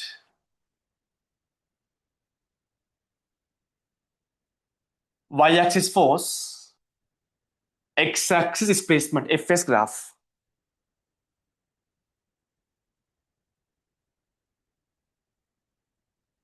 Y-axis force, x-axis displacement. That graph also is exactly same shape. Y equals minus ms graph. Passing through the center. At the positive amplitude, remember, force is negative and maximum, minus F max. Right, minus F max. At the negative amplitude, force is maximum, positive F max, plus F max. At the negative amplitude, force is maximum, that is positive, plus F max. This is plus F max. Okay. Then A displacement, acceleration displacement graph, and then we talked about force displacement graph. Then we have to talk about. Next one is energy graphs. Energy graphs in a simple harmonic motion. How the kinetic energy of the object moving in a simple harmonic motion varies. How the gravitational potential energy of an object moving in a simple harmonic motion varies. How would be the total energy of the object in a simple harmonic motion varies. That energy graph story. Right? Remember, very clearly, in a simple harmonic motion, velocity is maximum at the center, at the equilibrium point. Therefore, velocity is maximum means you want to understand kinetic energy of the object is maximum at the equilibrium point. Since at the amplitudes, velocity is 0, kinetic energy must be 0. Kinetic energy must be 0. If I do the energy graphs, next story, kinetic energy, potential energy, and total energy displacement graphs. Next theory. Next idea.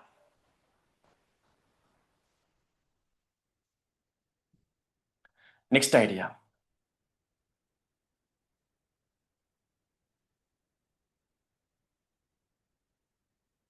This y-axis energy, remember, energy is a scalar. Therefore, we can't have a negative energy axis. Y-axis can't be negative. Y energy is a scalar. Therefore, it's only positive. Displacement can be positive as well as negative. We understood kinetic energy is maximum at the equilibrium point. At the amplitudes, kinetic energy is 0. If you do the kinetic energy graph, it's going to be a graph like this. Okay? Your kinetic energy graph. This belongs to positive amplitude. This belongs to negative amplitude. This is kinetic energy. Blue color one is kinetic energy.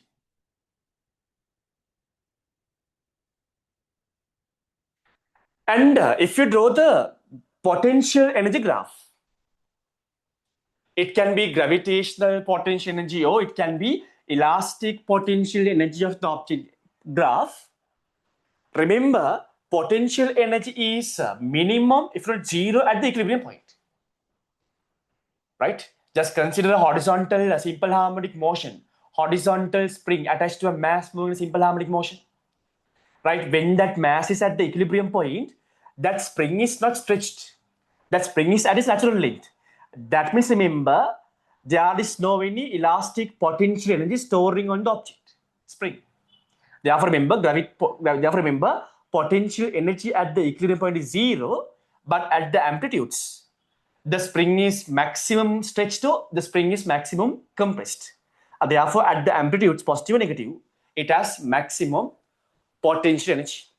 Therefore, if you draw the potential energy graph, a graph like this.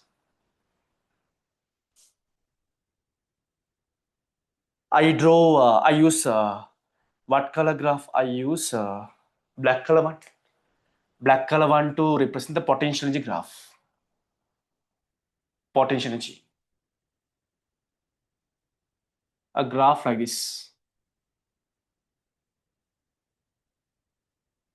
This black color one is the potential energy graph. Potential energy graph. Remember, no matter potential energy increases or decreases, kinetic energy increases or decreases, when you consider that object throughout the motion, total mechanical energy is always a constant. Therefore, in an exam, if they ask you to draw the total energy, total mechanical energy versus displacement graph, it's a constant line. It's a constant line. Total mechanical energy always a constant. It's a constant graph. A constant graph like this is the total mechanical energy graph. Other we talked about is acceleration versus displacement graph, force versus displacement graph, kinetic energy versus displacement, potential energy versus displacement, total energy versus displacement graph. Story clear? Nahi? Story clear? Story clear? Right. Now there are lots of graphs, okay? Lots of graphs, these ideas. These ideas. Right, okay. The next story is sometimes they can ask you to draw the velocity displacement graph. And also they can ask you to draw the linear momentum displacement graph. As this object moves in a simple harmonic motion, how the velocity varies with the displacement, that graph, and how the linear momentum of the object varies along the displacement, they can ask you to plot the graphs. That story, see, that idea. Now you know that, see, if I draw that velocity displacement graph story, if I explain roughly, look here, this graph,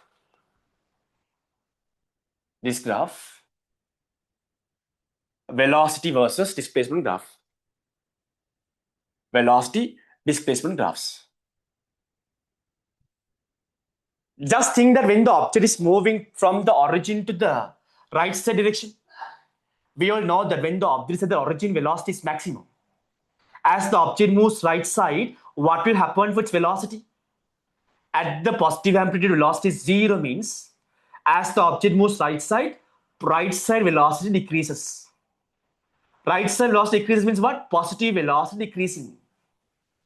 As the object moves to the right side, positive velocity is decreasing.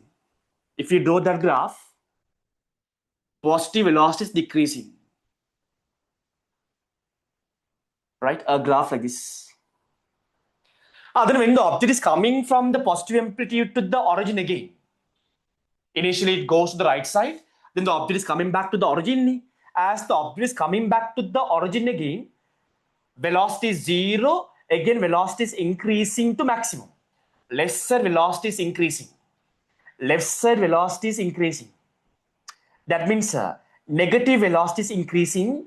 At the equilibrium point, negative velocity becomes maximum. Right? When you are coming back to the origin again from here to here, negative velocity is increasing. Right? Negative velocity is increasing. As you're coming from positive amplitude to the equilibrium, negative velocity is increasing. If you draw that graph, then further, right after passing the equilibrium point, object is further moving left side.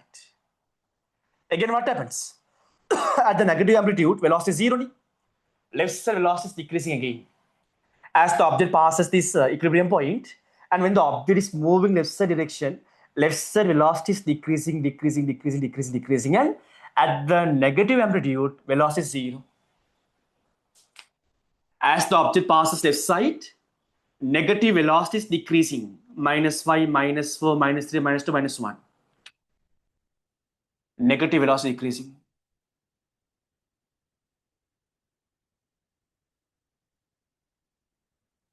negative velocity is decreasing.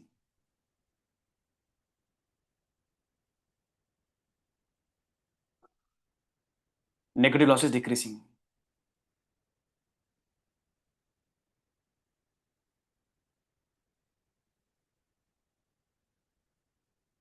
Okay. Finally, when the object is coming back to the origin again positive velocity is increasing. Same story. So therefore, remember velocity displacement graph going to be a graph like this. So you can see it's kind of a elliptical graph, kind of elliptical graph. It's going to be a kind of elliptical graph.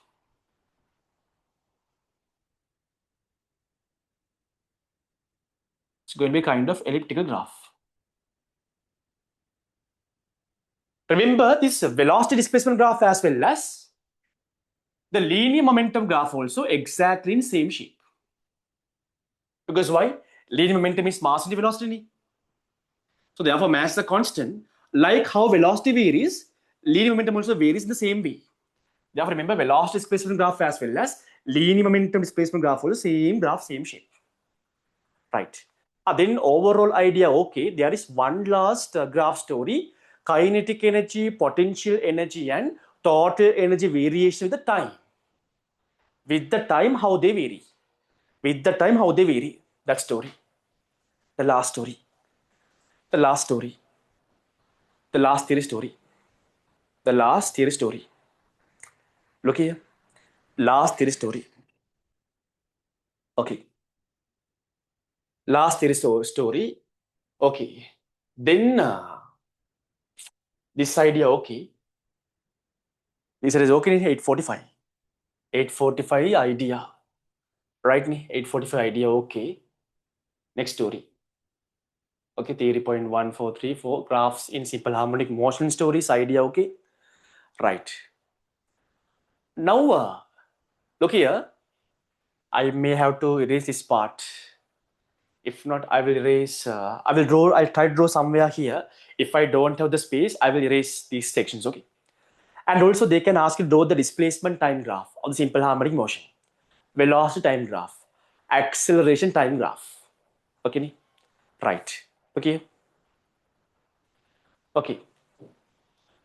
For this motion, if you draw the displacement time graph for an oscillation starting from the equilibrium point and moving right side direction, how are you going to draw the displacement time graph? Remember, they are sinusoidal graphs. Displacement, velocity, and acceleration graphs they are kind of sinusoidal graphs. Look here. We all know that if you draw the ST graph, displacement time graph for the story, okay, ST graph, displacement time graph, ST graph. Very careful listen. Y-axis displacement. Time taken for one complete oscillation to move from here to here to here to here to here. Time taken for one complete oscillation is what? Time period. That is time period. Total time taken is time period. Total time taken is time period. Half of the motion to move one complete oscillation, time taken is t. To move half of the oscillation, time taken is t over 2. T over 2. Right? And you can divide further t over 4, 3t over 4. This is t over 4, t over 2, 3t over 4, capital T. Remember in the beginning, in the beginning, when the object is starting from the origin, displacement is 0. Displacement is 0. Right? As the object moves right side, positive displacement increases. Positive displacement increases, right? At the amplitude, displacement is maximum. Displacement maximum, right? Then when the object is coming back to the origin again what will happen to your positive displacement is decreasing. When the object is coming back to the equilibrium point, still it's right side displacement only. As the object coming closer to the object, what will happen? That positive displacement is, when the object is here, positive displacement is plus 5 meter. When the object is here, positive displacement is plus 3 meter. Somewhere here, plus 2 meter. Again, what's happening? That positive displacement decreasing. Decreasing. Then when the object is going to the left side direction, negative displacement increasing. Then coming back to the origin again, negative displacement decreasing. Is the idea. Is the graph, ST graph. Likewise, if you do the VT graph and AT graph, ST graph, likewise, if you do the VT graph, velocity time graph, same story.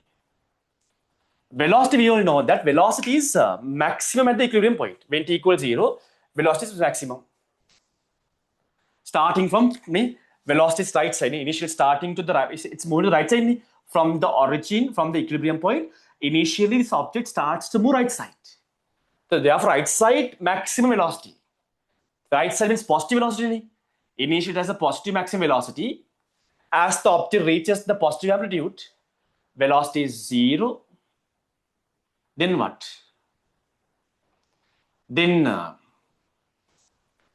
when the object is coming back to the origin again, negative velocity is increasing. Negative velocity is increasing. Right? Here to here motion, the graph is like this.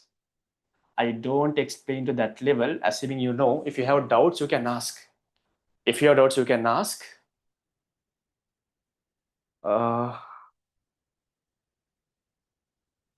Okay. Right. Next idea. Now, when the object is going further to the left side direction, velocity is what? Again, velocity is here at the equilibrium point, velocity is maximum. As the object reaches the negative amplitude, velocity is 0. That means left side velocity is decreasing. Left side, negative velocity is decreasing. Negative velocity is decreasing. When the object is coming back to the origin again, right side velocity is increasing and maximum. A VT graph. The VT graph going like this. Right? STVT. Then you want to draw the AT graph also. The last two graphs, AT graph. If you draw the AT graph, remember your AT graph going to be AT graph going to be AT graph. Now we know that when the object is at the equilibrium point, acceleration is 0. AT graph acceleration is 0. When the object is at the positive amplitude, acceleration left side, negative acceleration. Acceleration is 0, negative acceleration. Right? Again, when the object is going back to the origin again, acceleration is 0. As the object reaches the negative amplitude, acceleration is right side. A graph like this. Okay? Is the oral idea. Oral graphs. ST graph, VT graph, AT graph.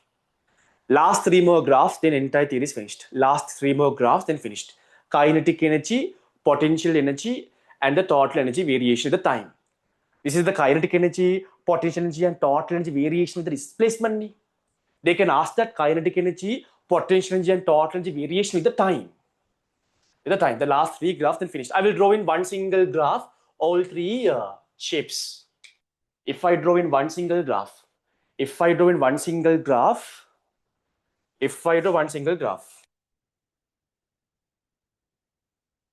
Vmax equals A omega. Okay, this idea, okay. Right. Okay. Kinetic energy with the time, potential energy with the time, and total energy with the time graph. The last graph finished. Entire simple harmonic motion idea is full discussed. Time is almost 9 o'clock. Time is almost 9 o'clock. Okay. Simple. If you assume that simple harmonic motion starts from the origin, and if the object moves right side in the beginning, then you want to understand velocity is maximum. Therefore, kinetic energy maximum in the beginning. Right? The time is capital T over 4. Time is T over 4. This belongs to T over 4. Capital T over 2. 3T over 4. Then time is capital T.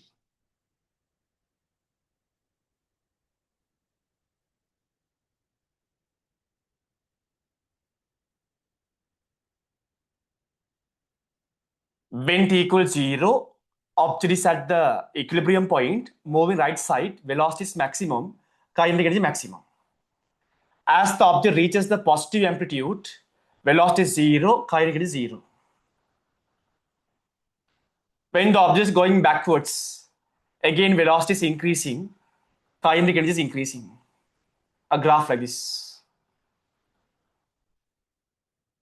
If you draw the potential energy, blue color one is kinetic energy. If for the potential energy, remember, when the object is at the equilibrium point, potential energy is 0, then like this, a graph like this. The total energy line is always a horizontal line. Total energy graph is always a horizontal line. This is potential energy, finished. Energy graph. I kind of quickly I revised everything regarding simple harmonic motion, the core. But trust me, with this theory knowledge, okay, normally we take I think 4, 5, sometimes 5 weeks to do the entire section. But this is the overall summary, overall important thing that you want to remember. Okay, when we are doing questions, if you can remember only these theories, you can do any theory point, any theory question. This theory idea, everything is crystal clear and simple harmonic motion, every theory point is very clear, crystal clear answer. This idea very clear answer. Today we talked about two important things, simple harmonic motion and motion graph stories. Very clear, crystal clear answer. All clear.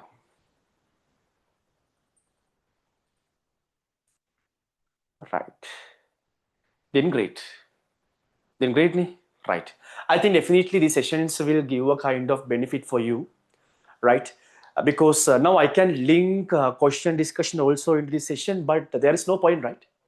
Because already we are doing past paper questions in the past paper class, right? If you have come to my theory class, we have done everything properly in that class.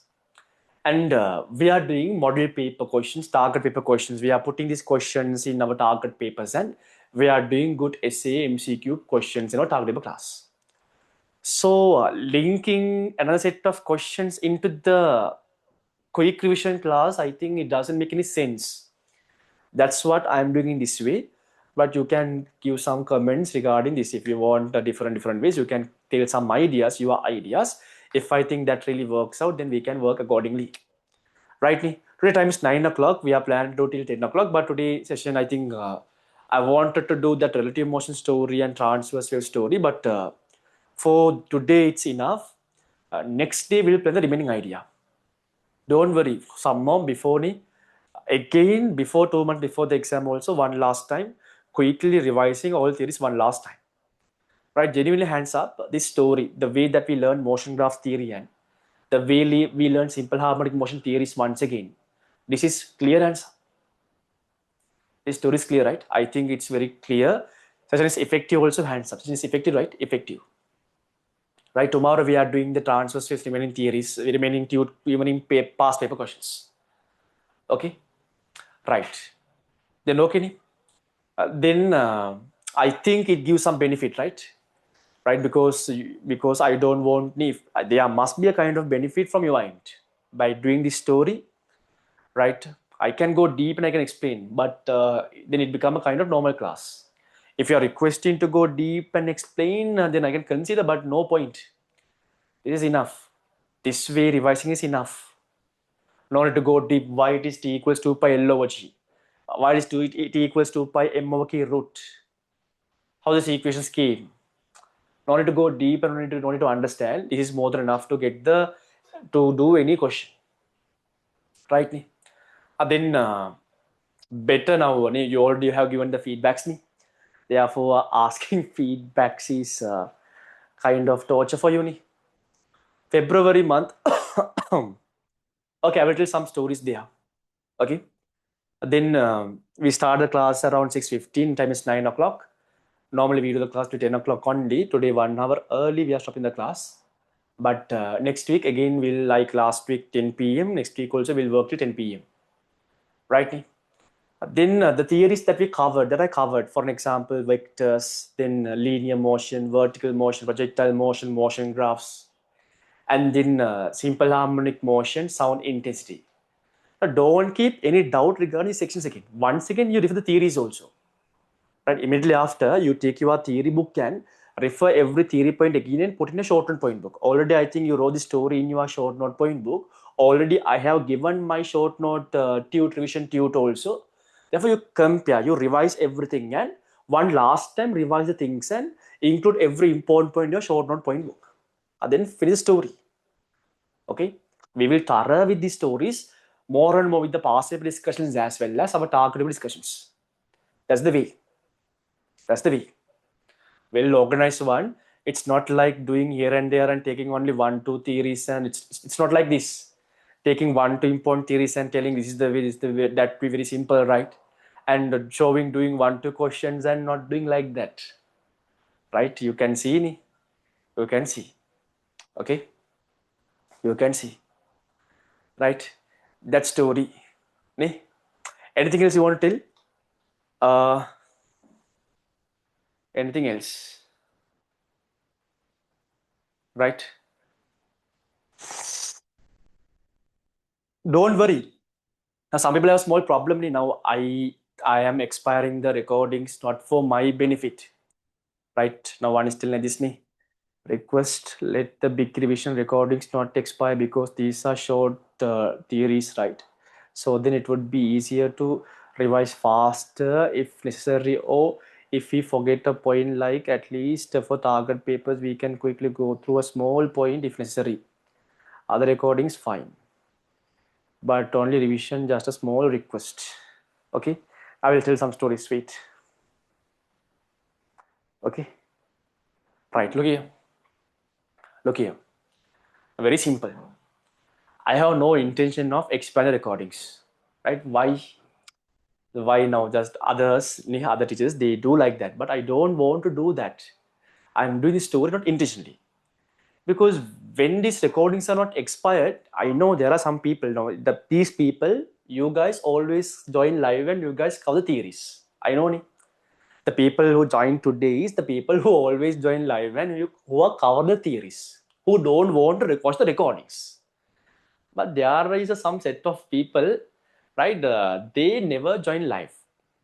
They watch the recording only. It's okay. Even you don't join live, also completely all right. At least if you have watched the recording. What they do, they don't even watch the recordings, and when recordings get piled up, then they tell that, sir, see, everything became mess now. Now I can't continue further. I can't do that. I can't do this. Because of that only, we are still in the recordings. But I told you that when exam comes closer, I think 3 months before the exam, 4 months, 3 months before the exam, I will give the access for all study packs. All the recordings you want, I will give free access. I don't mind about this thing, right? When exam comes closer, in case all of your recordings are expired, I will give free access to study packs and all. Okay, big revision, all with this story. If you want, I don't expire it. If you want, if majority says that, I can do like that also. I'm expiring that story because to make all of you to watch the recording as soon as possible as the ultimate goal there. Okay, right. Now that work plan I will give today.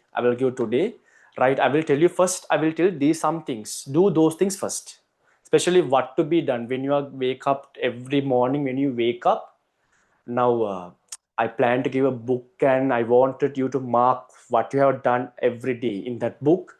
But this month I could not give because we are also modifying the tutes. I am also newly printing the tutes, these tutes to prepare the tute while going for a job. It's not easy, right?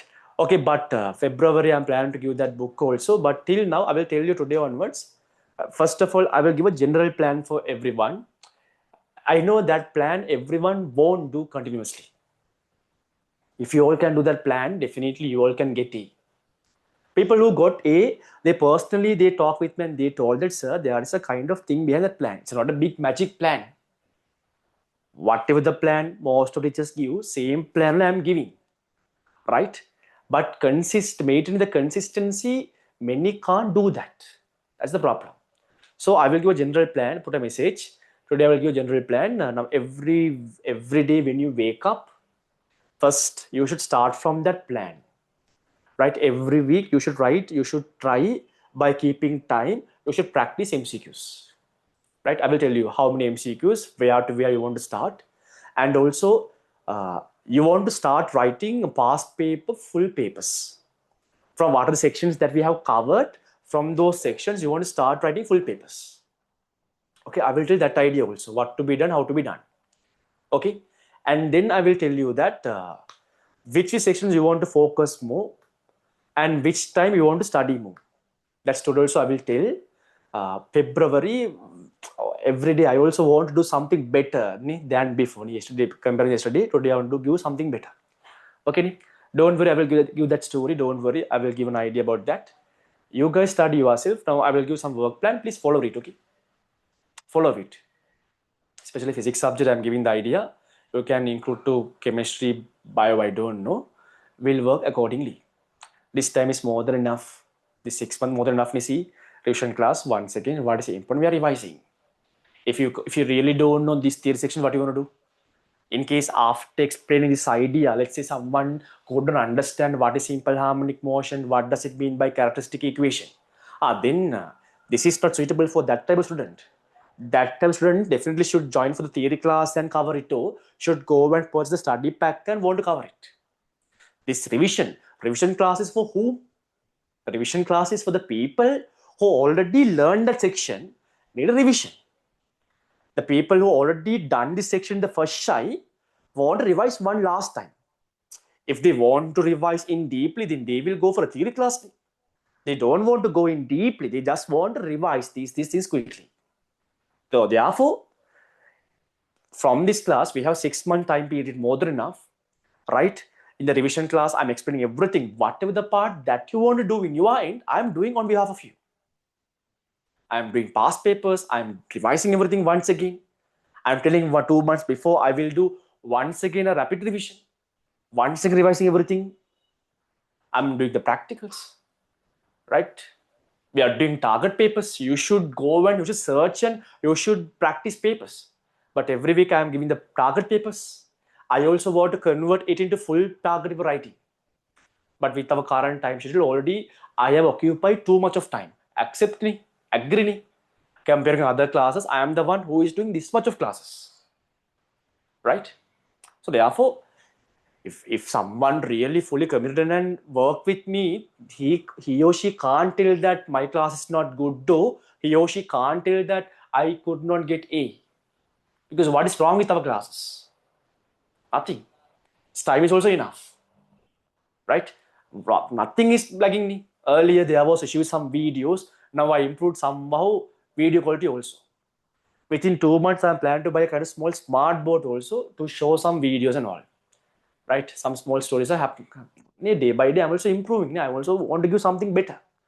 Few months before, the way I started 26 batch, the tudes, I didn't give the tudes. I only gave question tudes. Now it all updated. Right? So therefore, no one can't tell that after coming to my class, no sir, I got B. No, can't tell. Comparing other English medium classes and all, they don't discuss papers. They don't discuss hard questions. They don't discuss past papers. They put revision class and they do 1, 2, 3 past paper questions and they tell that we covered all the past papers, but not like us. Right? No one covers passes like us. Right? You accept me. You agree because past paper mechanics, entire past paper book, you can remember. How many essay questions? Around 30 mechanics essay questions I have done in the class. The paper class. Anyone do? No one do like that. This upcoming 7 months also, tomorrow we class also we'll do till night and we'll try to cover more questions. Okay, right, Nick? Right? Then I will give some plans today somehow. Study well, right? Study well. Keep believing yourself. That's all I can tell. If you want to go for a goal, if you are thinking that you need to reach that goal eagerly, right? Other than reaching that goal, if you don't have any other goals in your mind, the only goal in your mind is getting 3 A's means definitely you will go.